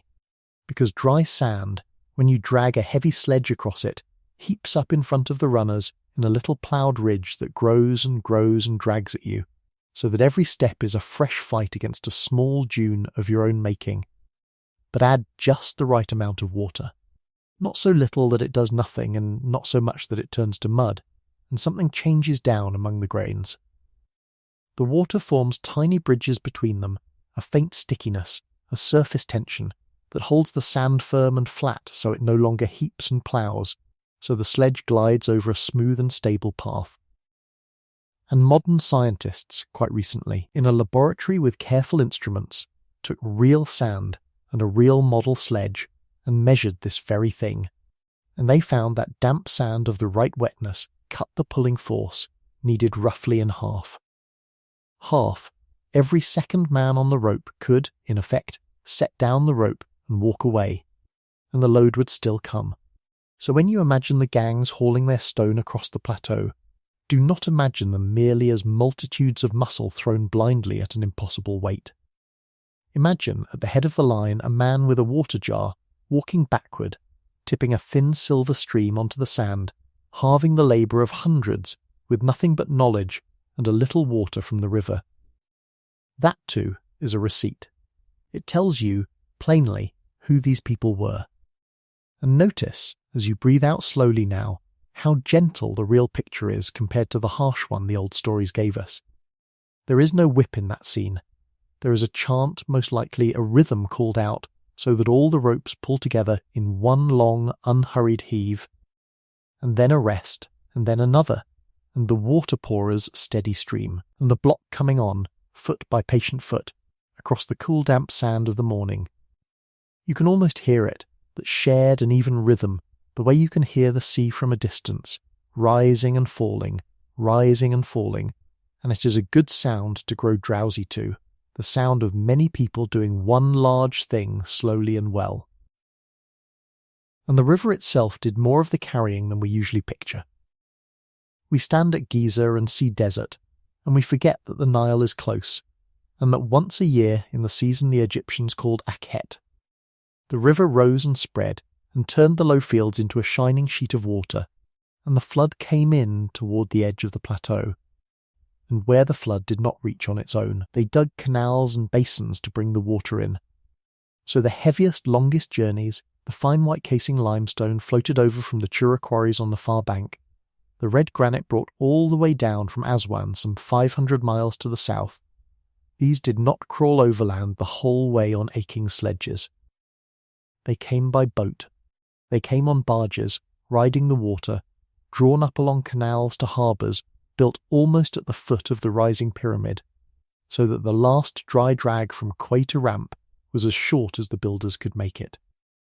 And this is where that ordinary precious diary we spoke of becomes something you can almost touch. For the logbook of Merah, the overseer whose worn papyrus was found at Wadi al-Jarf, records exactly this: the ferrying of the beautiful white Chura stone by boat over water to Giza in the reign of Khufu himself. The boats in the tomb paintings and the boats in Merah's daily entries are the same boats. The abstract idea, stone moves on water, becomes a real man on a real barge on a real flooded morning, guiding the casing blocks toward the King's Mountain. The physics and the diary shake hands. Let that settle you a little, the way it settles me, that the whole enormous thing was, in large part, floated into place by the patient annual generosity of the river. There is something deeply restful in that, when you sit with it, the thought that the builders did not simply batter the desert into submission by force, but leaned, instead, on the great slow rhythms that were already there, the yearly rise and fall of the flood, the reach of the water, the season when the fields lay drowned and quiet. They worked with the world rather than only against it. They let the river do the lifting the river was glad to do, and saved their own strength for the part only human hands could manage. Hold that gently, too, this idea that the mountain was raised not against nature but along with it, timed to the water, patient as the water, and let it loosen your shoulders a little as it goes.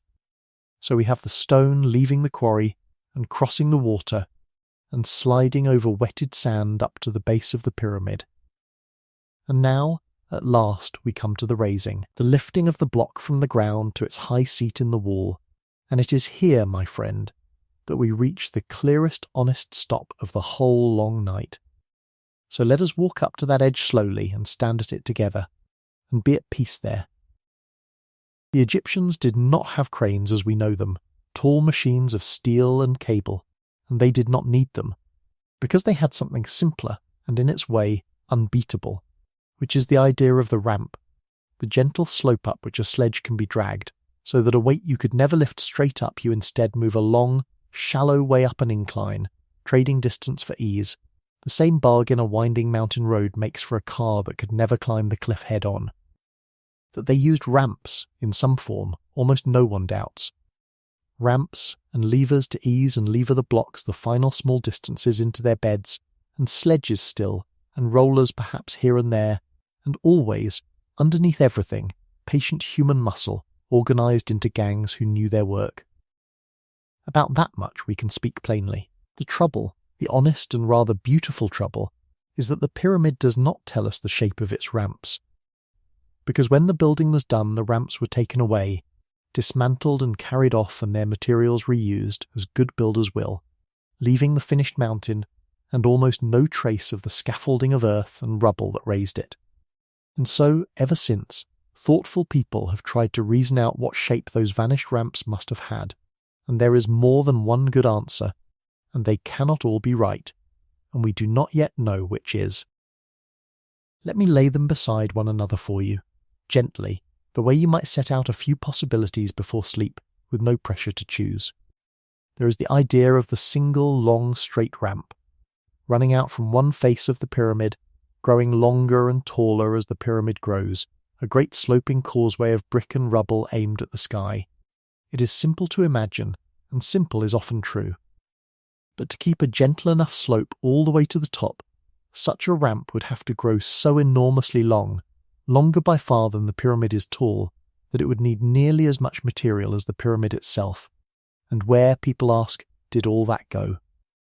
So there is a second idea, the ramp that does not run straight out, but wraps around the pyramid's sides, zigzagging up the faces, or spiraling around the outside from corner to corner, climbing the mountain by hugging it, using far less material.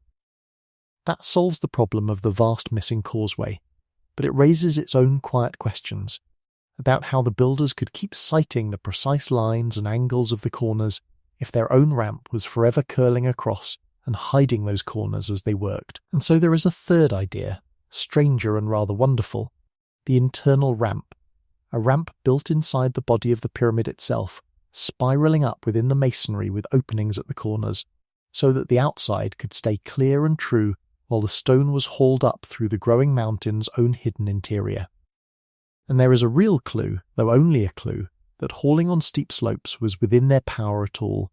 For at a quarry called Hatnub, where the Egyptians cut fine stone, there survives a steep ramp with rows of post holes and low walls flanking it, which many read as the anchoring points for a system of ropes and posts by which gangs could haul heavy loads up a grade far steeper than anyone had thought a sledge could climb. It does not tell us the shape of the ramp at Giza, but it tells us their ramp craft was cleverer and more capable than the plain straight slope of our first imagining. And here, softly, is the honest stop.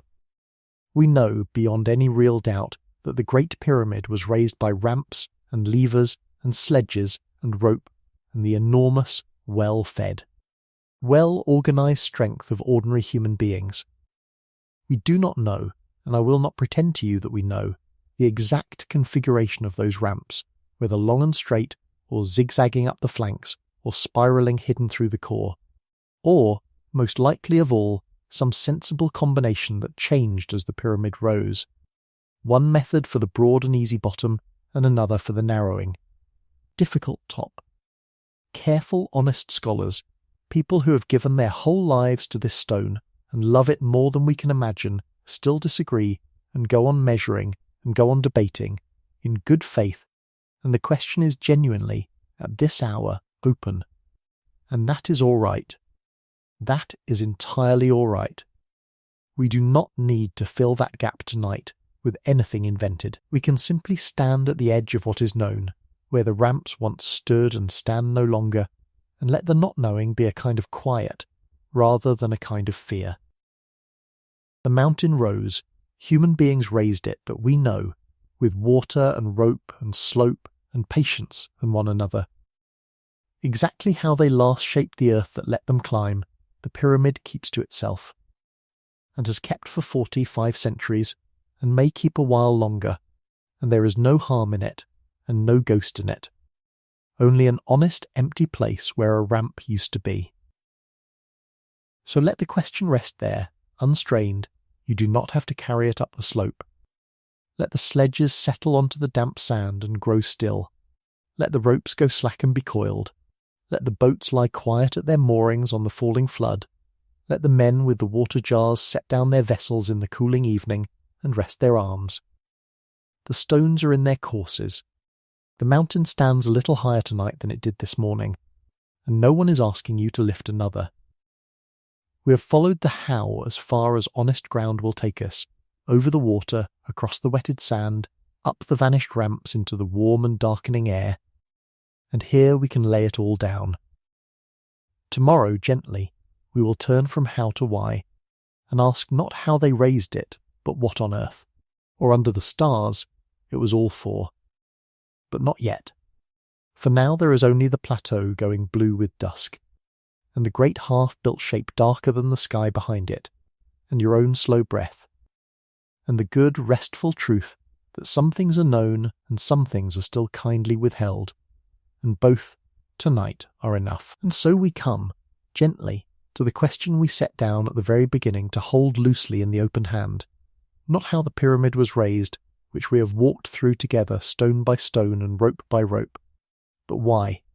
Why any people would pour 20 years and the labour of a whole nation into a single mountain of shaped limestone at the desert's edge. And here, softly, is where the tired old picture we inherited begins to fall away like the loosened casing it always was.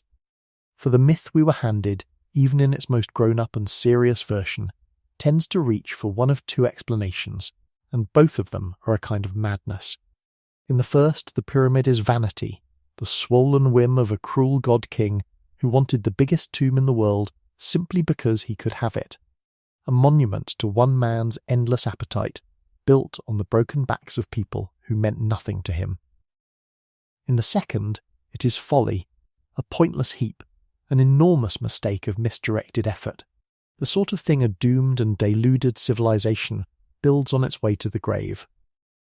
And you may notice, lying there in the warm dark, how thin both of those stories actually are, how little they explain, because neither of them can tell you why so many ordinary people, fed and paid and honoured, would give their idle season year after year, willingly, to a project they signed with their own proud names. Vanity does not earn a signature. Folly does not heal a worker's broken arm and set it carefully and bury him in dignity in the great king's shadow. So let us set the madness down, quietly, and reach instead for the meaning, because there was one, and it was vast and coherent and, in its own ancient way, tender to find it. We have to do something slow and kind, which is to stop looking at the pyramid through our own eyes for a little while, and try, softly, to see it through theirs, through the eyes of an Egyptian standing on that plateau 4,500 years ago, watching the courses rise. Because to that person, the world was not the cold and empty machine we sometimes imagine it to be tonight. The world was a living order, a balance, and that balance had a name, Ma'at, which we can translate as truth, or rightness, or justice, or the way things are meant to be, the sun rising where it ought to rise, the river flooding when it ought to flood, the fields greening, the seasons turning, the strong protecting the weak, the whole cosmos holding its shape against the dark that pressed on it from every side. Ma'at was not automatic. Ma'at had to be kept. And the one whose sacred, exhausting, lifelong task it was to keep it, to stand at the hinge of the whole arrangement, was the king. Sit with that word for a moment, hinge, because it is the gentlest way into the whole Egyptian idea. The king, Khufu, in our story, was not simply a ruler in the way we think of rulers, a man at the top of a chain of power. He was understood to be the living point of contact between two worlds, the divine and the human, the place where the gods and the people touched. Through him, the blessings of the gods flowed down to the fields and the families. Through him, the devotions and the order of the people flowed back up to the gods. He was the living guarantee that the sun would keep rising and the Nile would keep giving, the single load-bearing joint on which the whole roof of the world was thought to rest. And you can feel, can't you, even now, even from this comfortable distance, how enormous a weight that is to place on one mortal body. And how frightening the question must have been that shadowed it. The question every people that has ever loved anything has had to face. What happens when the one who holds it all together dies? What happens to the hinge? When the hinge is only a man, and men grow old, and men die. The pyramid, softly, is the answer they built to that question. It is not a monument to death at all, though we have long mistaken it for one. It is a machine against death, a resurrection engine, a device built out of millions of tons of the most permanent thing they had, stone, for the single purpose of carrying the dead king safely through the door of his dying, and out the other side, renewed. To the Egyptian mind, the king did not simply end. He had to be helped across. He had to be preserved, and provisioned, and launched, and the pyramid was tomb, and vessel, and launching place all at once. The great engine that would take a dead man and make him a living god again, and so mend the broken hinge, and so keep Ma'at from unravelling, and so protect every ordinary life in the valley below. Which means that the 20 years of hauling and cutting and raising were never, in their own understanding, 20 years spent flattering a tyrant. They were 20 years spent saving the world. Hold that, gently, because it changes everything, and it is the true turn of this whole long night. The pyramid was not madness. It was meaning, poured into stone. And where exactly was the king going, once the engine did its work and launched him? Upward.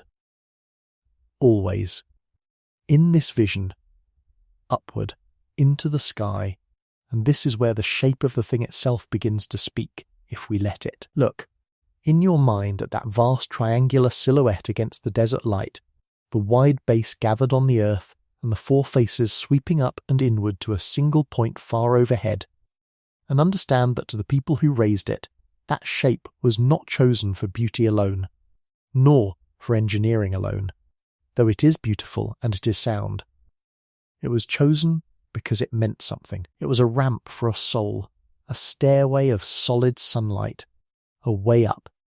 The dead king would rise along it and join the greatest of the gods, Ra, the sun himself, riding the sun's own boat across the sky by day, one shining god among the shining gods, no longer merely the hinge of the world, but a part of the light that made the world possible.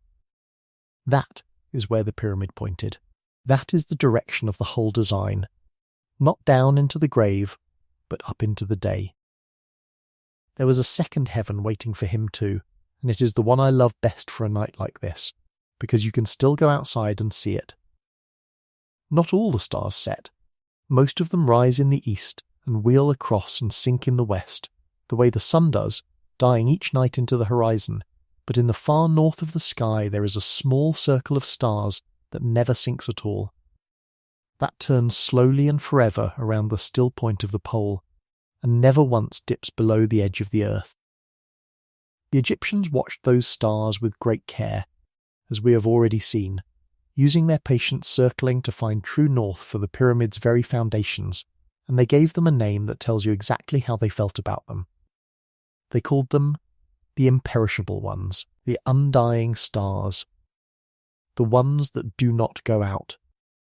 And it was among those tireless northern lights, as much as in the boat of the sun, that the risen king was meant to take his place, to become, himself, imperishable, a star that never sets, turning above the sleeping land forever, and keeping his eternal watch over the order he had died to protect. There is something in that, I think, worth resting on, that a whole people looked up at the one part of the sky that never failed them, the one constancy in all that turning, and decided that was where their beloved king would go, and pointed the greatest thing they ever built straight at it. Now, why a pyramid, of all the shapes they might have raised toward that sky? Why a mountain and not a tower? Why the gathered mound and not the spire? And here the story reaches back, gently, past even Khufu, into the oldest dream the Egyptians told about the beginning of all things. In the beginning, they said, there was only water, a dark and shapeless endless sea, and out of that nothing, at the very first dawn, the first dry land rose. A single mound lifting itself up out of the flood, the first solid thing, the first place to stand, and on that primeval mound the sun first shone and creation began. They called that first mound, and the sacred stone that stood for it in their oldest temple, the Benben. And the pyramid, in its deepest meaning, is a Benben made enormous. It is the mound of the first morning, rebuilt in white stone at the edge of the desert. It is, some believed, a ray of the sun itself made solid, sunlight caught and held in the form of a hill. So when you place a dead king inside a pyramid, you are not merely burying him. You are laying him within the very shape of creation, within the first mound where the world began and the light first fell, so that he might begin again, exactly there, in the place and the shape of all beginnings. The tomb and the dawn were made the same object. That is the quiet genius of it, and it was no accident, and it was no whim. But how, you might ask, still holding everything as loosely as we promised to? Do we actually know any of this? How can we say what people believed in the silence of their own hearts 4,500 years ago, when belief leaves no bone and no barracks and no diary in a jar? It is a fair question, and it is exactly the sort of place where our honest contract asks us to be careful. And here, softly, is the good news. We are not guessing. The Egyptians wrote their beliefs down, not, it is true, inside Khufu's own pyramid, whose smooth chambers keep their reverent silence, but a few generations later, in the pyramids of the kings who came after him, the builders began to carve long columns of spells and prayers across the inner walls, hundreds of them, the oldest religious writings of their kind that any human hand has left us, and we call them plainly the Pyramid Texts, and they are the written receipt for everything we have just walked through together. They speak, in their strange and beautiful way, of the king rising, of the king climbing a stairway to the sky, of the king joining Ra in the sunboat, of the king taking his place among the imperishable stars that do not set, of ladders of light let down from heaven, of the dead king becoming a living god. The picture we have been drawing from the shape of the stone is confirmed, in their own words, in their own hand. This is what the pyramid was for. They told us themselves, and they wrote it on the walls so that it could not be lost. So let us turn the whole thing over, one last time, softly, and look at it in this new and truer light before we let the chapter go, because it recasts every hard hour of the labour we have already honoured. Think again of the farmer in his flooded idle season, called up with his gang to haul stone under the Egyptian sun. We have already freed him from the lie of the whip. We have already fed him his bread and his beer and his portion of good meat, and given him back his dignity and his name. Now give him back the last thing, which is his reason. He was not, in his own understanding, dragging a block up a ramp for a tyrant's pride. He was helping to build the door through which his king would pass into the sky, the engine that would keep the sun rising and the river flooding, and the order of the whole world unbroken, for his children and his fields and everything he loved. His labour was devotion. His sweat was a kind of prayer. Building the king's passage was, quite literally in his mind, building the survival of the world's order. And there is no lash in the world that can summon what that belief could summon, freely, from a willing people who thought they were saving everything. That is why the work got done. Not madness. Not misery. Meaning, and that, gently, is where we can lay this part of the answer down for the night, with the why beginning, at last, to shine as clearly as the how. The two questions we have carried since the beginning now warming each other in the dark. The pyramid was a machine of faith, a mound of the first morning rebuilt in stone, a stairway pointed at the one part of heaven that never fails, raised by people who believed with their whole hearts that they were mending the hinge of the world and lifting their king into the light. There is more to see of this, of course the parts of the great machine we have not yet walked, the chambers and the boats and the honest silences still waiting further in. But none of it needs to trouble us now. There is no test in the morning.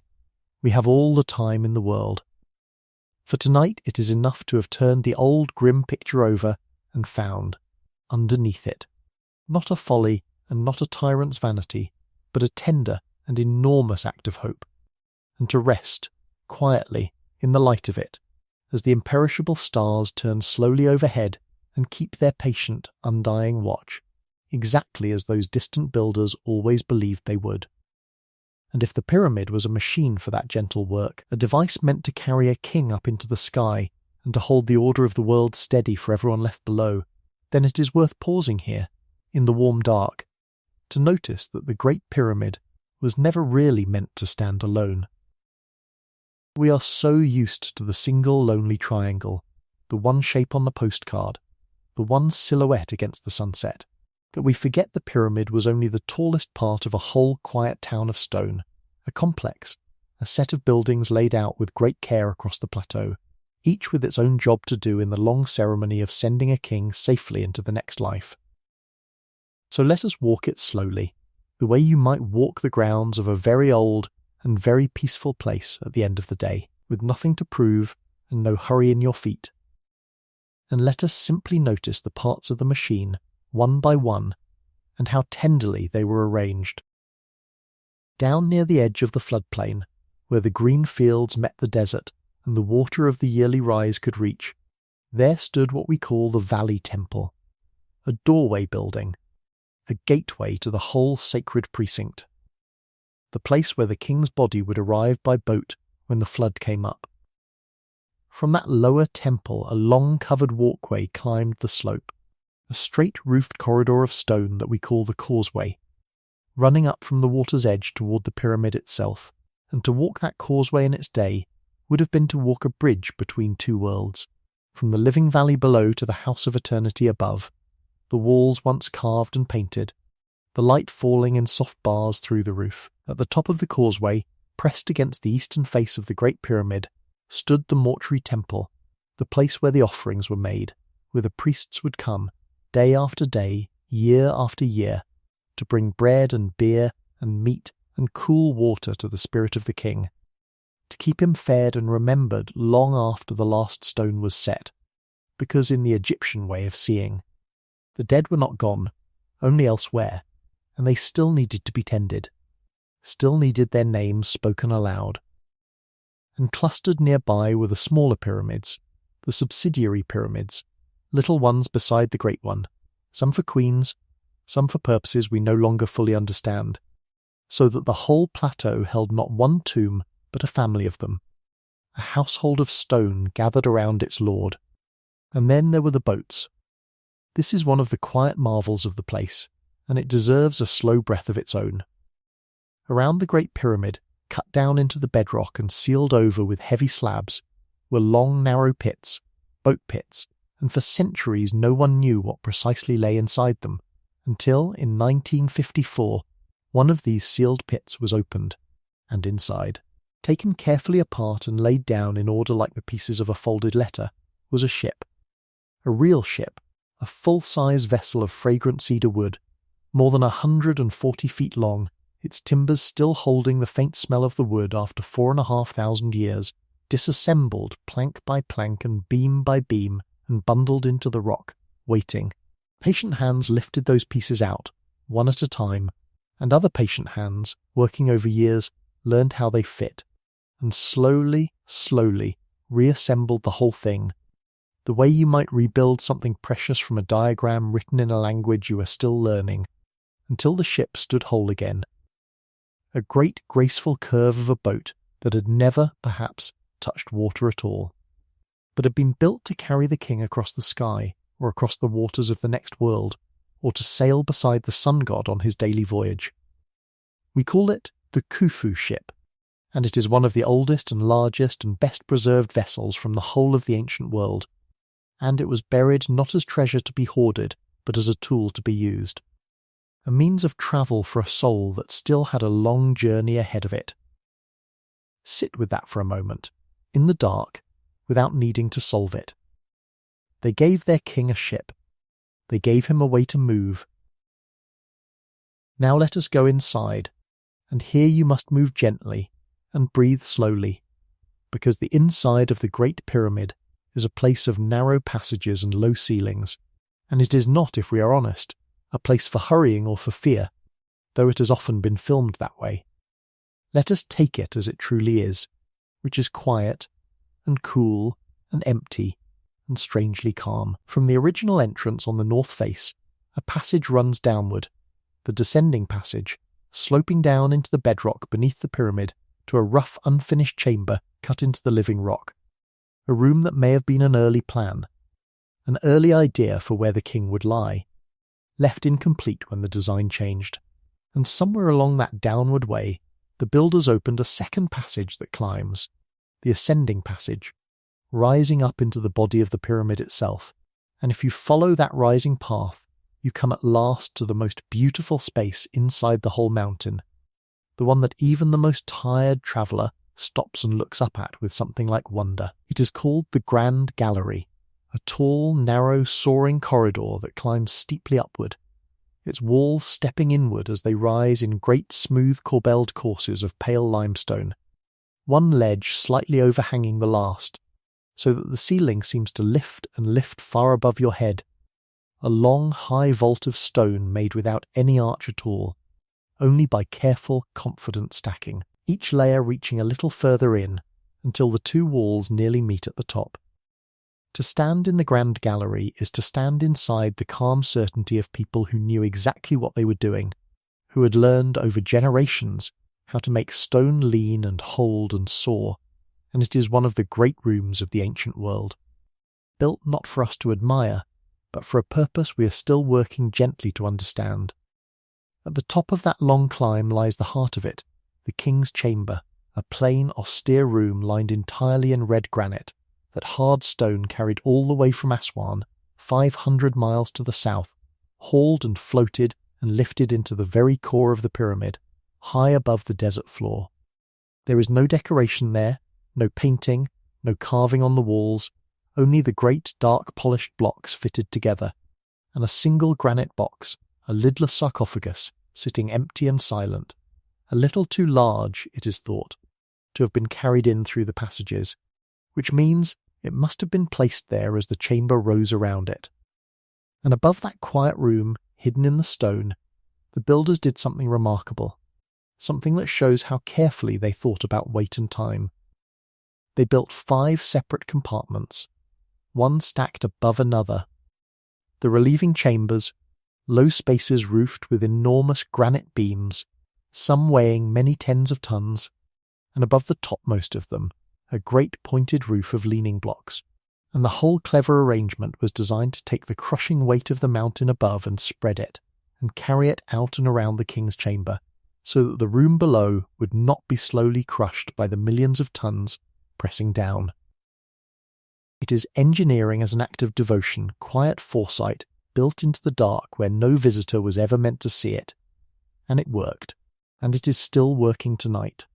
And from the king's chamber, and from the lower room we call the queen's chamber, narrow shafts run outward and upward through the body of the pyramid, thin channels angling toward the sky, and it seems very likely that these shafts were aimed, more or less, at particular stars, at the circumpolar stars that never set, and at the belt of Orion that the Egyptians tied to their god of the dead, so that even the hidden bones of the building point the king toward his destination, up and out and into the wheeling lights.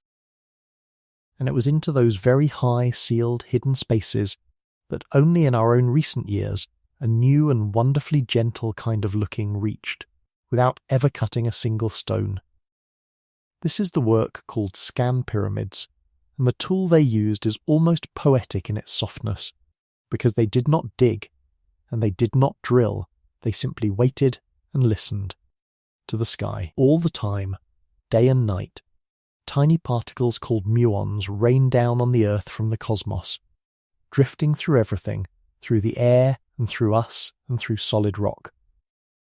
And where the rock is thicker they are absorbed a little more, and where there is empty space they pass a little more freely, and so, by setting sensitive detectors in the chambers and passages and patiently counting. These particles as they arrived, over months, the scientists could begin to read the density of the stone above them, the way you might read the shadows inside a sealed room by the light leaking under the door.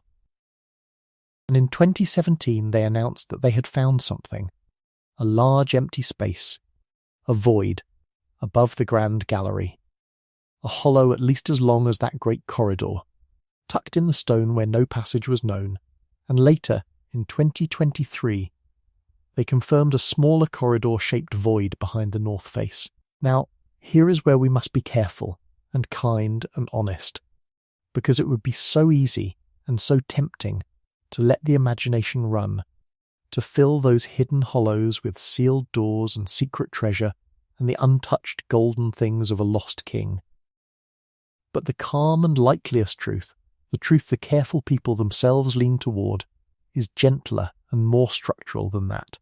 These voids are very probably more of the same quiet cleverness we already saw, more relieving spaces, more ways of managing the enormous weight, gaps left perhaps above the Grand Gallery to take the load off its long-leaning roof, the building's own way of holding itself up over the ages.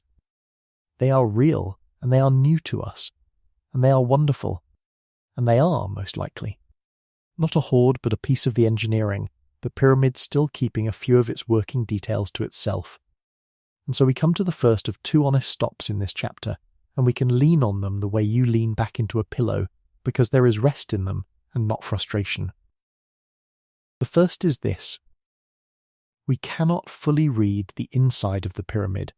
We can walk its passages and measure its chambers and marvel at its gallery, but the story of how the plan changed as it was built, the abandoned lower chamber, the shift upward, the reasons behind this turn and that closing, all of that is a conversation we can only half overhear, written in the stone in a hand we cannot completely translate. And what those newly found voids truly hold, whether they are simply empty structural spaces, as seems most likely, or whether they hold something no eye has seen, we do not tonight know, and we do not need to know, and we can let the sealed dark stay sealed and dark, and let it be enough that we found it at all. Hold that loosely. There is no test in the morning. The receipts run out here, above the grand gallery, in the quiet spaces the muons found. And that is all right, and we can rest anyway. And there is a second honest stop, and it is perhaps the most tender one of the whole night. Because for all of this, for the mountain and the machine and the ship and the chambers and the stars the shafts point toward, we have almost nothing at all of the man himself, of Khufu, the king who set the whole of it in motion. He raised the largest building the ancient world would ever see, a monument you could pick out from the sky, and yet of his own face, of his own likeness, only one certain thing survives, and it is very, very small. It is a statuette of ivory, a little seated figure of the king, and it stands only about 3 inches high, small enough to close your hand around, small enough to lose in a coat pocket, found not at Giza at all, but far to the south at Abydos, uncovered by the archaeologist Flinders Petrie, who, the story goes, had to search through the sand for the tiny head after the figure first came up without it. Think of that gentle irony, and let it soften you as you drift. The builder of the largest pyramid on earth is known to us, for certain, by the smallest royal statue we possess, a 3-inch man of ivory sitting quietly on a throne, holding, we think, a flail, his features worn, his name saved for us in the carving beside him. The greatest maker, the tiniest likeness. It is as if history, having given us the vast stone with the man's project written all over it, kept the man himself back, and left us only this small figure, and a few marks of his name in the quarries and the relieving chambers, and the shape of what he asked to be built. We do not have his voice, we barely have his face. And that too is all right. We can let him be mostly hidden, the way the void above the gallery is hidden, the way so much of the deep past is hidden, and we can hold what little we have with great gentleness and ask it for nothing more. So let the whole machine settle now in your mind, softly, without any strain, the valley temple down by the water and the long causeway climbing, the mortuary temple against the eastern face, the little pyramids of the family, the buried cedar ship laid down in order and raised again after 4,500 years, the descending and ascending passages, the soaring grand gallery, the red granite room with its 5 patient chambers of weight-bearing stone above it, the thin shafts reaching toward the unsleeping stars, and the newly found hollows the sky itself helped us see, most likely just more of the building holding its own weight with quiet care. And at the centre of all of it, held in your hand, a 3-inch figure of a man we can barely picture, who left us more stone than anyone and less of himself than almost anyone. There is nothing here to solve tonight. There is only this beautifully made, half-understood, deeply human thing to rest beside, and the calm knowledge that its makers thought of everything, the offerings and the ship and the weight of the sky, and gave their king every part he might need for the long journey up into the light. And so we come, softly and without any hurry at all, to the last of our questions, not how it was raised, and not why, both of which we have carried gently through the dark together, but what became of it afterward, what happened to the great pale mountain once the last block was set and the king was carried into his chamber and the mourners went home. Because this too is a place where the myths have gathered, thick and shadowy as evening, and they are the doom myths. The ones that whisper that a thing so vast and so strange must have ended strangely, must have fallen under some curse, must have guarded some terrible secret, or some lost and dangerous knowledge that the world was not meant to keep. Let us take those whispers down as kindly as we have taken down all the others, one at a time, laying each one aside like a coat you no longer need in a warm room, and let us find underneath them the quietest and most human truth of all, which is simply that the pyramid stood.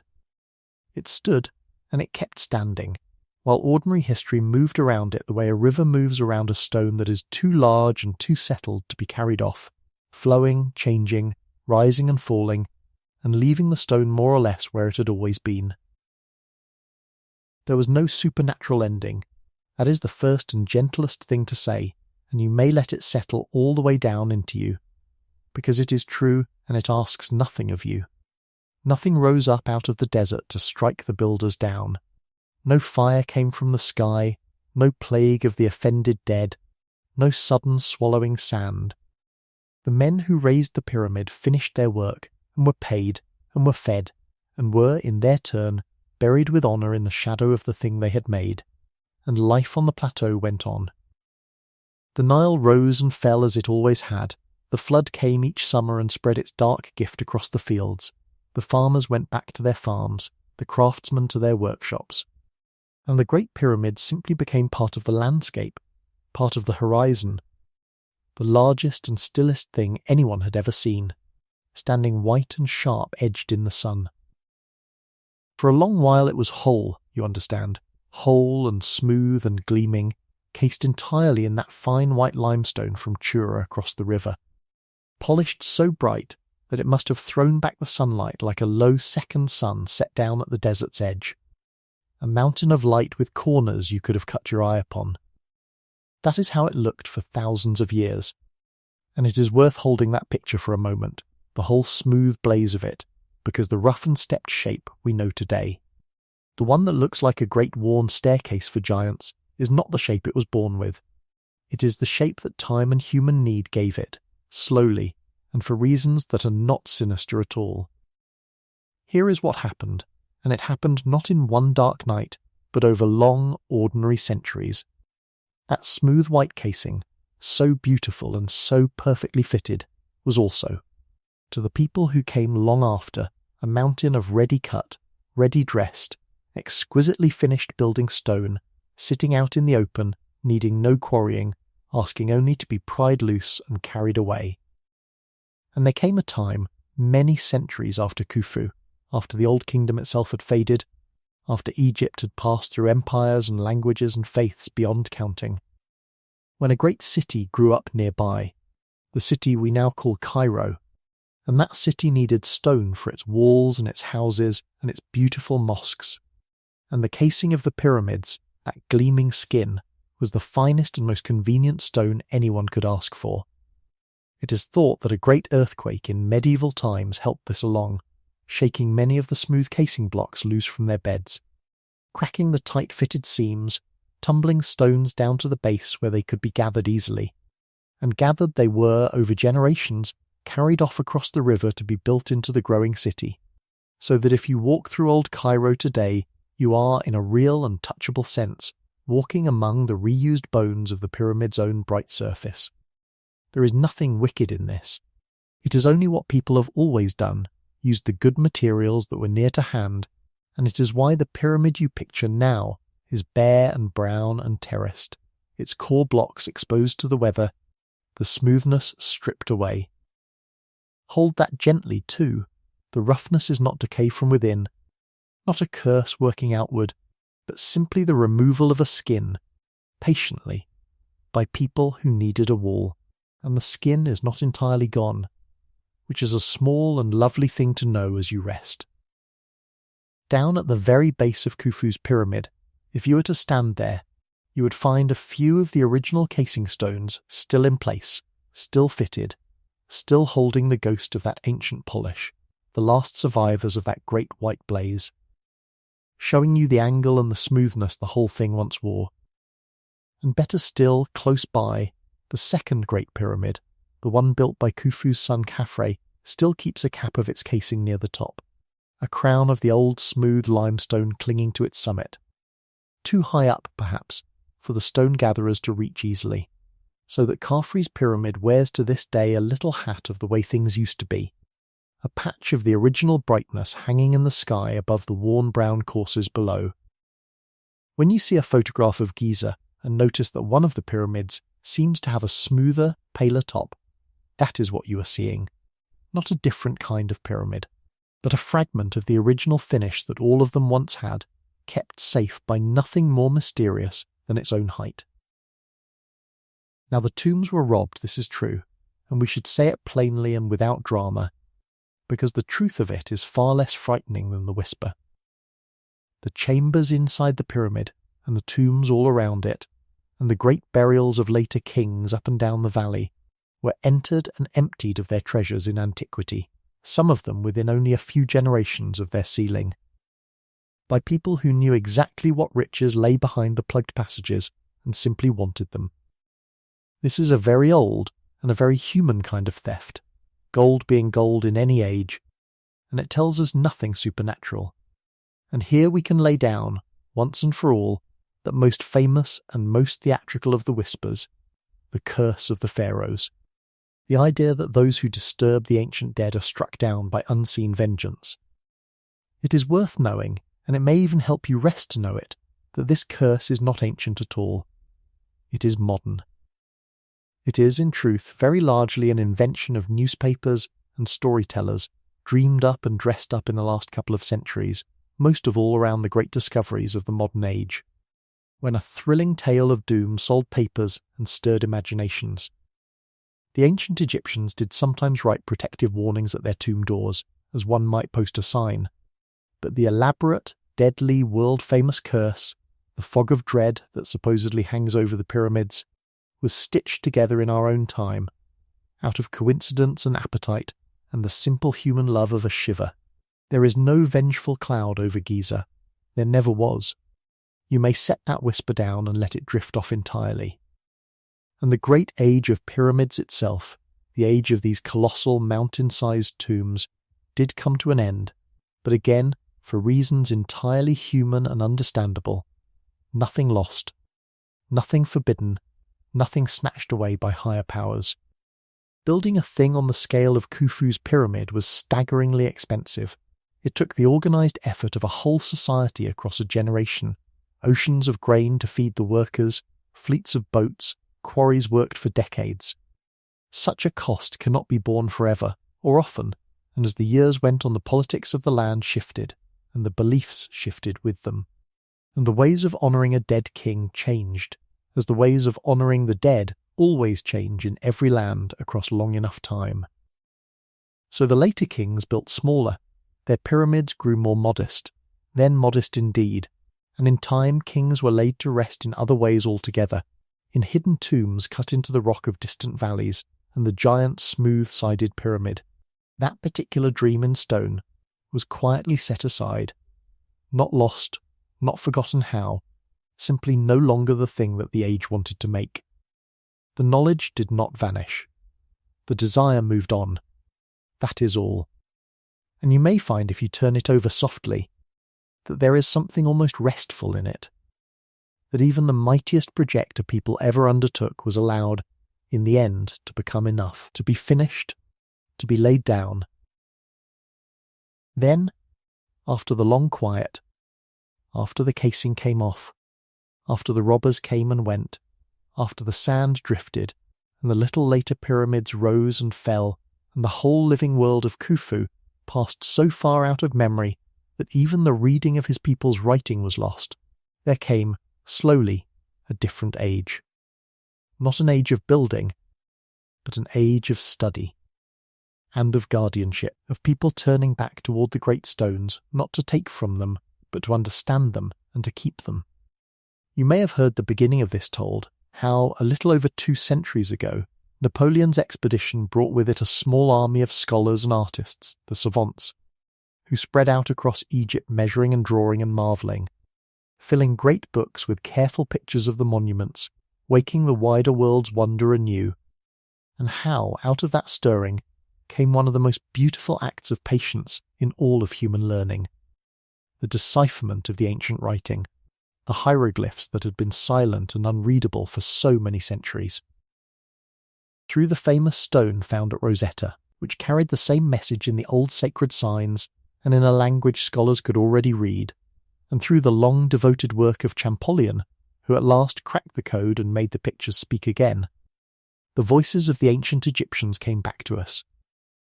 Suddenly the graffiti of the work gangs could be read, the diary of Mera, when it was found, could be understood.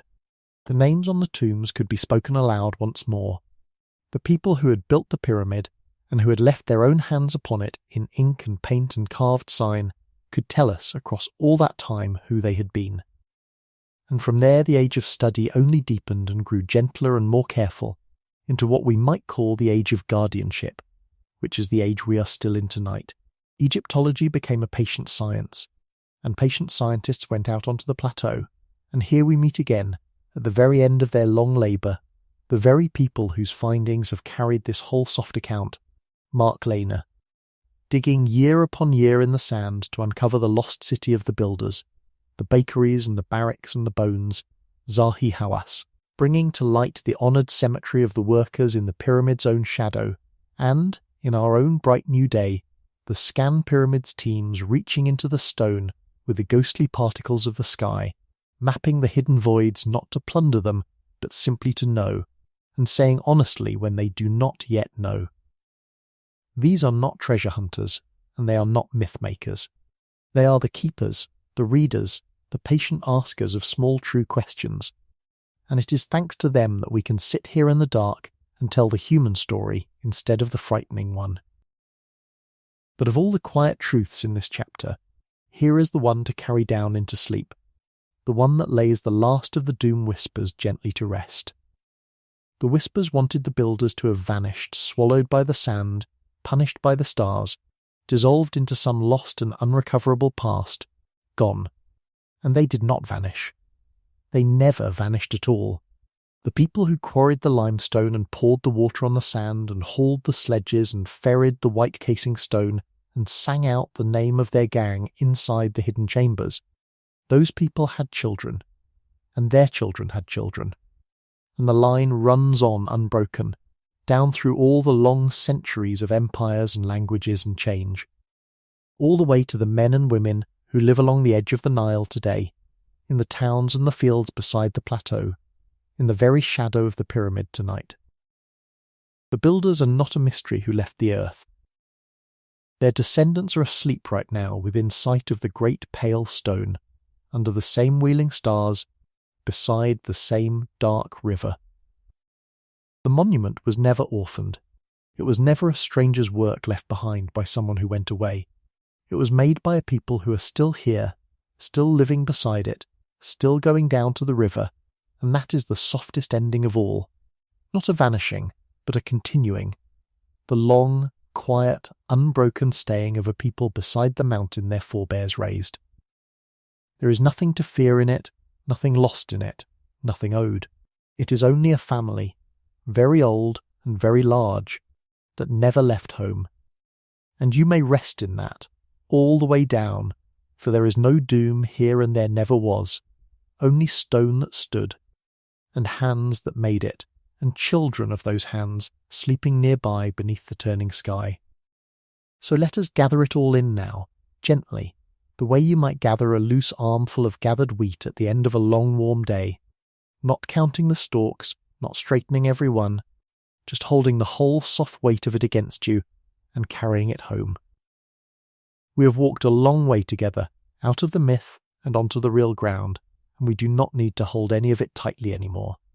We can simply let the whole story settle over us like a blanket drawn up in the last of the light. The impossible mountain of pale stone at the desert's edge, the thing that seemed too vast and too precise and too old to be the work of ordinary hands, turns out, when we finally let ourselves look at it plainly, to be the most human thing imaginable. It is the summit of a long apprenticeship in stone, the top of a stair that people climbed slowly across generations, from Djoser's stepped mountain and the mind of Imhotep, through Khufu's own father Sneferu, and the honest experiments at Meidum, and the corrected angle of the bent pyramid, and the calm success of the red pyramid at Dahshur, and up at last to this. The Great Pyramid of King Khufu on the Giza Plateau, raised over roughly 2 decades by patient men who were learning as they went, and who already knew a very great deal. And they were not what the whispers told us. They were not visitors from the stars, and they were not the survivors of a lost and vanished super race, and they were not, most importantly of all, armies of whip-driven slaves groaning under the lash. They were a paid, fed, housed an honoured native Egyptian workforce. Farmers in the flood season organised into gangs and files under permanent skilled craftsmen. And we know how well they lived because the ground itself told us in the bakeries and breweries of Hayt el Garab that Mark Lerner dug out of the sand. In the great drifts of cattle and sheep and fishbone that show us they ate well and sometimes ate prime beef. In the workers' cemetery that Zahi Hawass found lying in the pyramid's own shadow, where the builders were buried with honour, their healed bones telling us that when a man broke his arm on the site there was someone to set it and someone to care for him while it mended. They raised this mountain with rope and ramp and sledge and copper and quartz sand and plumb line and taut cord, with boats on the flooded river and wetted sand under the runners, with levers and human muscle and the patient watching of the circumpolar stars, and every single one of those tools is a tool that human hands can hold. There is no missing piece. There is no gap where a miracle has to be inserted. The marvel was never the impossibility of it. The marvel was always the patience. And they did it, remember, as an act of faith. This is the part that turns the whole picture soft, the way the light turns soft at evening. The pyramid was not a tyrant's vanity, and it was not a slave folly. It was a resurrection machine and a national act of belief. The king was the living hinge between the gods and the people, and the pyramid was his tomb and his rebirth device. The great smooth-sided benbin of solidified sunlight built to launch him upward, to carry him into the sky to join Ra the sun and the imperishable circumpolar stars that never set. And by carrying him up, it held Ma'at, the order of the world, steady for everyone left below. To lay a block on that slope was to help hold the sky in its place. That is why the whole society could turn its idle flood season toward one shared mountain and call it something closer to a pilgrimage than a prison. They were not building a grave, they were building a doorway, and they believed with their whole hearts that it faced the right way. Now here is the gentle turn, the one thing above all that I want you to carry down into sleep with you tonight. For a very long time we looked at this monument and asked what it was trying to tell us. We stood in front of it the way you stand in front of a locked door or a sealed letter, certain it was addressed to us, certain it was a riddle set for our clever age to solve, or a warning left by the stars, or a message from a drowned civilization meant to reach across the centuries and land, of all places, on us. But it was never addressed to us at all. It was never a riddle and it was never a warning. It was a doorway built to face the sky, built with enormous love and enormous labour for one particular man's rebirth, so that he could rise and the world could go on. It was pointed away from us, upward and outward, toward the wheeling stars, the way the reference's great guardians face inward toward the thing they were made to guard, and not outward toward the traveller who happens to be passing. We were never the audience. We only wandered in later and found the door still standing, and mistook the fact that we could not read it for a secret it was keeping from us, when really it was only busy, still, quietly, with the work it was always doing. And so its truest monument, the thing it most surely leaves us, is not the stone at all. The stone is enormous, and the stone is astonishing. 2 1/3 million blocks, and the tallest thing human hands had made for nearly 4,000 years. And yet the stone is not the real gift. The real gift is smaller and warmer and infinitely more precious than that. It is the names.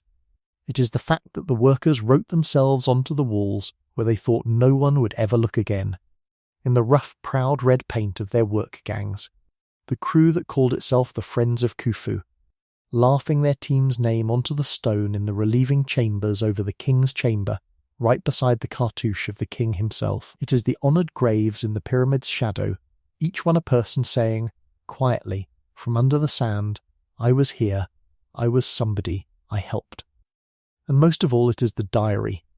It is the logbook of a real man named Mera, an ordinary overseer with an ordinary job, found in 2013 by Pierre Tellet at the Red Sea harbour of Wadi al-Jarf, the oldest inscribed papyrus we have ever held, in which Mera wrote down, day by ordinary day, how his team ferried the fine white Tura casing limestone by boat along the canals to Giza in Khufu's own reign, even naming the vizier Ankaf, who oversaw the work. Across 4,500 years, one working man's daily record reached us, and it does not say I am a god, and it does not say a miracle happened here. It says, in effect, today we moved the stone, and tomorrow we will move it again. The people insisted, in their own hand, in red paint and in ink, and in the honoured arrangement of their own bones, that they were here and that they did it. When you hear anyone say the pyramid could not have been built by human beings, the human beings themselves have already answered, patiently, in writing. They signed their work. And think, for just a moment longer, of how much kinder this true story is than any of the whispers it replaces. The tale of the star visitors is a wonder, and the tale of the drowned super race is a wonder, and even the grim tale of the driven slaves has a terrible grandeur to it. But every one of those stories, however it dresses itself, does the same quiet unkindness in the end. It takes the pyramid out of the hands that actually raised it and gives it to someone else, to sky beings or to ghosts, or to an anonymous groaning mass with no names and no dinner and no healed bones and no team called the Friends of Khufu. The true story gives the pyramid back. It gives it back to the baker who filled those bread moulds before dawn, and to the brewer, and to the man who set the broken arm, and to the overseer Merah writing by lamplight at the harbour, and to the gang hauling on the wetted sand, and to the craftsman sighting up the plumb line against the wheeling stars. It is the warmest possible ending, because it is the one in which the people were real, and capable, and honoured, and here. And that warmth is a good thing to carry down towards sleep, the plain reassurance that the most astonishing thing in the ancient world was made not by anything frightening, but by patient, ordinary, well-fed, well-loved human beings, people not so unlike you, lying down tired at the end of their own long days, 4,500 years ago, under the very same stars. And still, we keep faith with the honest stop, because that is the other half of our contract, and it is a restful half, not a frightening one. There is so much we still do not know, and we let ourselves not know it, and we lie easy in the not knowing. We do not know the full shape of Merah's world, the whole weather of his days, what he hoped for and whom he loved, and how his own story ended. We have only that one bright fragment of his logbook, and the rest of him stays quiet. And that is all right. We do not know the exact configuration of the ramps that raised the stone, whether straight or zigzagging or spiralling within, though the steep post-hold ramp at the Hatnub Quarry lets us stand at the edge of the question honestly, and that is all right too. We cannot fully read the interior's changes of plan, and we do not know what the sealed voids hold. The great one above the Grand Gallery and the small one behind the north face that the Scan Pyramids Muons found, though the calm and likely answer is that they are structural spaces built to take the weight of the sky off the chambers below, and not vaults of treasure or halls of secrets, and that is all right as well. And of Khufu the man himself, the person for whom this entire mountain was raised, almost nothing survives at all. Only a single 3-inch ivory statuette that Flinders Petrie found at Abydos, the smallest royal figure we have, belonging, in the gentlest irony the whole story offers us, to the builder of the largest pyramid. The greatest of monuments and the tiniest of portraits, and between them a man we can barely see. The receipts run out there, and that is all right, and we can rest anyway. There is no test in the morning. We do not have to solve the last of it tonight. We have all the time in the world, and the not knowing is a soft place, not a sharp one, and we can lay ourselves down in it. So let the picture turn one last time, all the way over into night. Let us stand together on the Giza Plateau in the dark, one final time, and simply be there while the world grows quiet. The heat of the day has lifted off the stone, and the limestone is cool now under your hand, still faintly warm at its heart the way a good stone stays. The desert stretches away pale and silver and sleeping all around us, the dunes gone soft and grey in the starlight, and behind us to the east the dark ribbon of the Nile moves slow and steady the way it has always moved, the way it moved for Merah and his boat and his stone.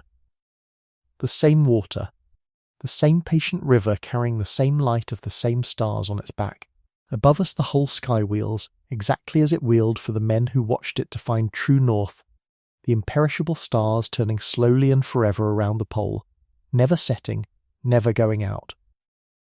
And the Great Pyramid stands beneath them, pointing up into that turning as it was built to do, doing its old quiet work, holding its old quiet faith, and it does not need us to understand it, and it does not need us to be afraid. It only needs, tonight, to stand. And it stands, and that is enough, and it is more than enough, and everything is exactly as it should be. And now let the plateau hold you the way it has held the pyramid for 4,500 years, steady and unhurried and unafraid. And let us put the whole long day down at last. Let it go out of your hands. Feel the weight of your body settling where you lie, growing heavier and softer and more at rest, sinking down the way a stone settles at last into its place in the wall and never has to be moved again.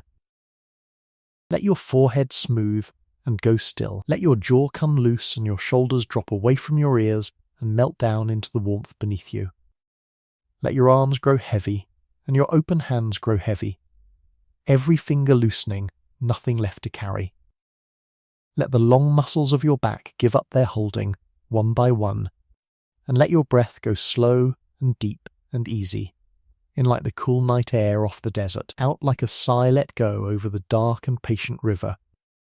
Let your legs grow heavy, and your feet grow warm and still. There is nothing left to do tonight, and nothing left to solve. The names are safe on the walls. The diary is read and kept. The workers are honoured, and their descendants are sleeping tonight in the houses beside the plateau, alive and real and here.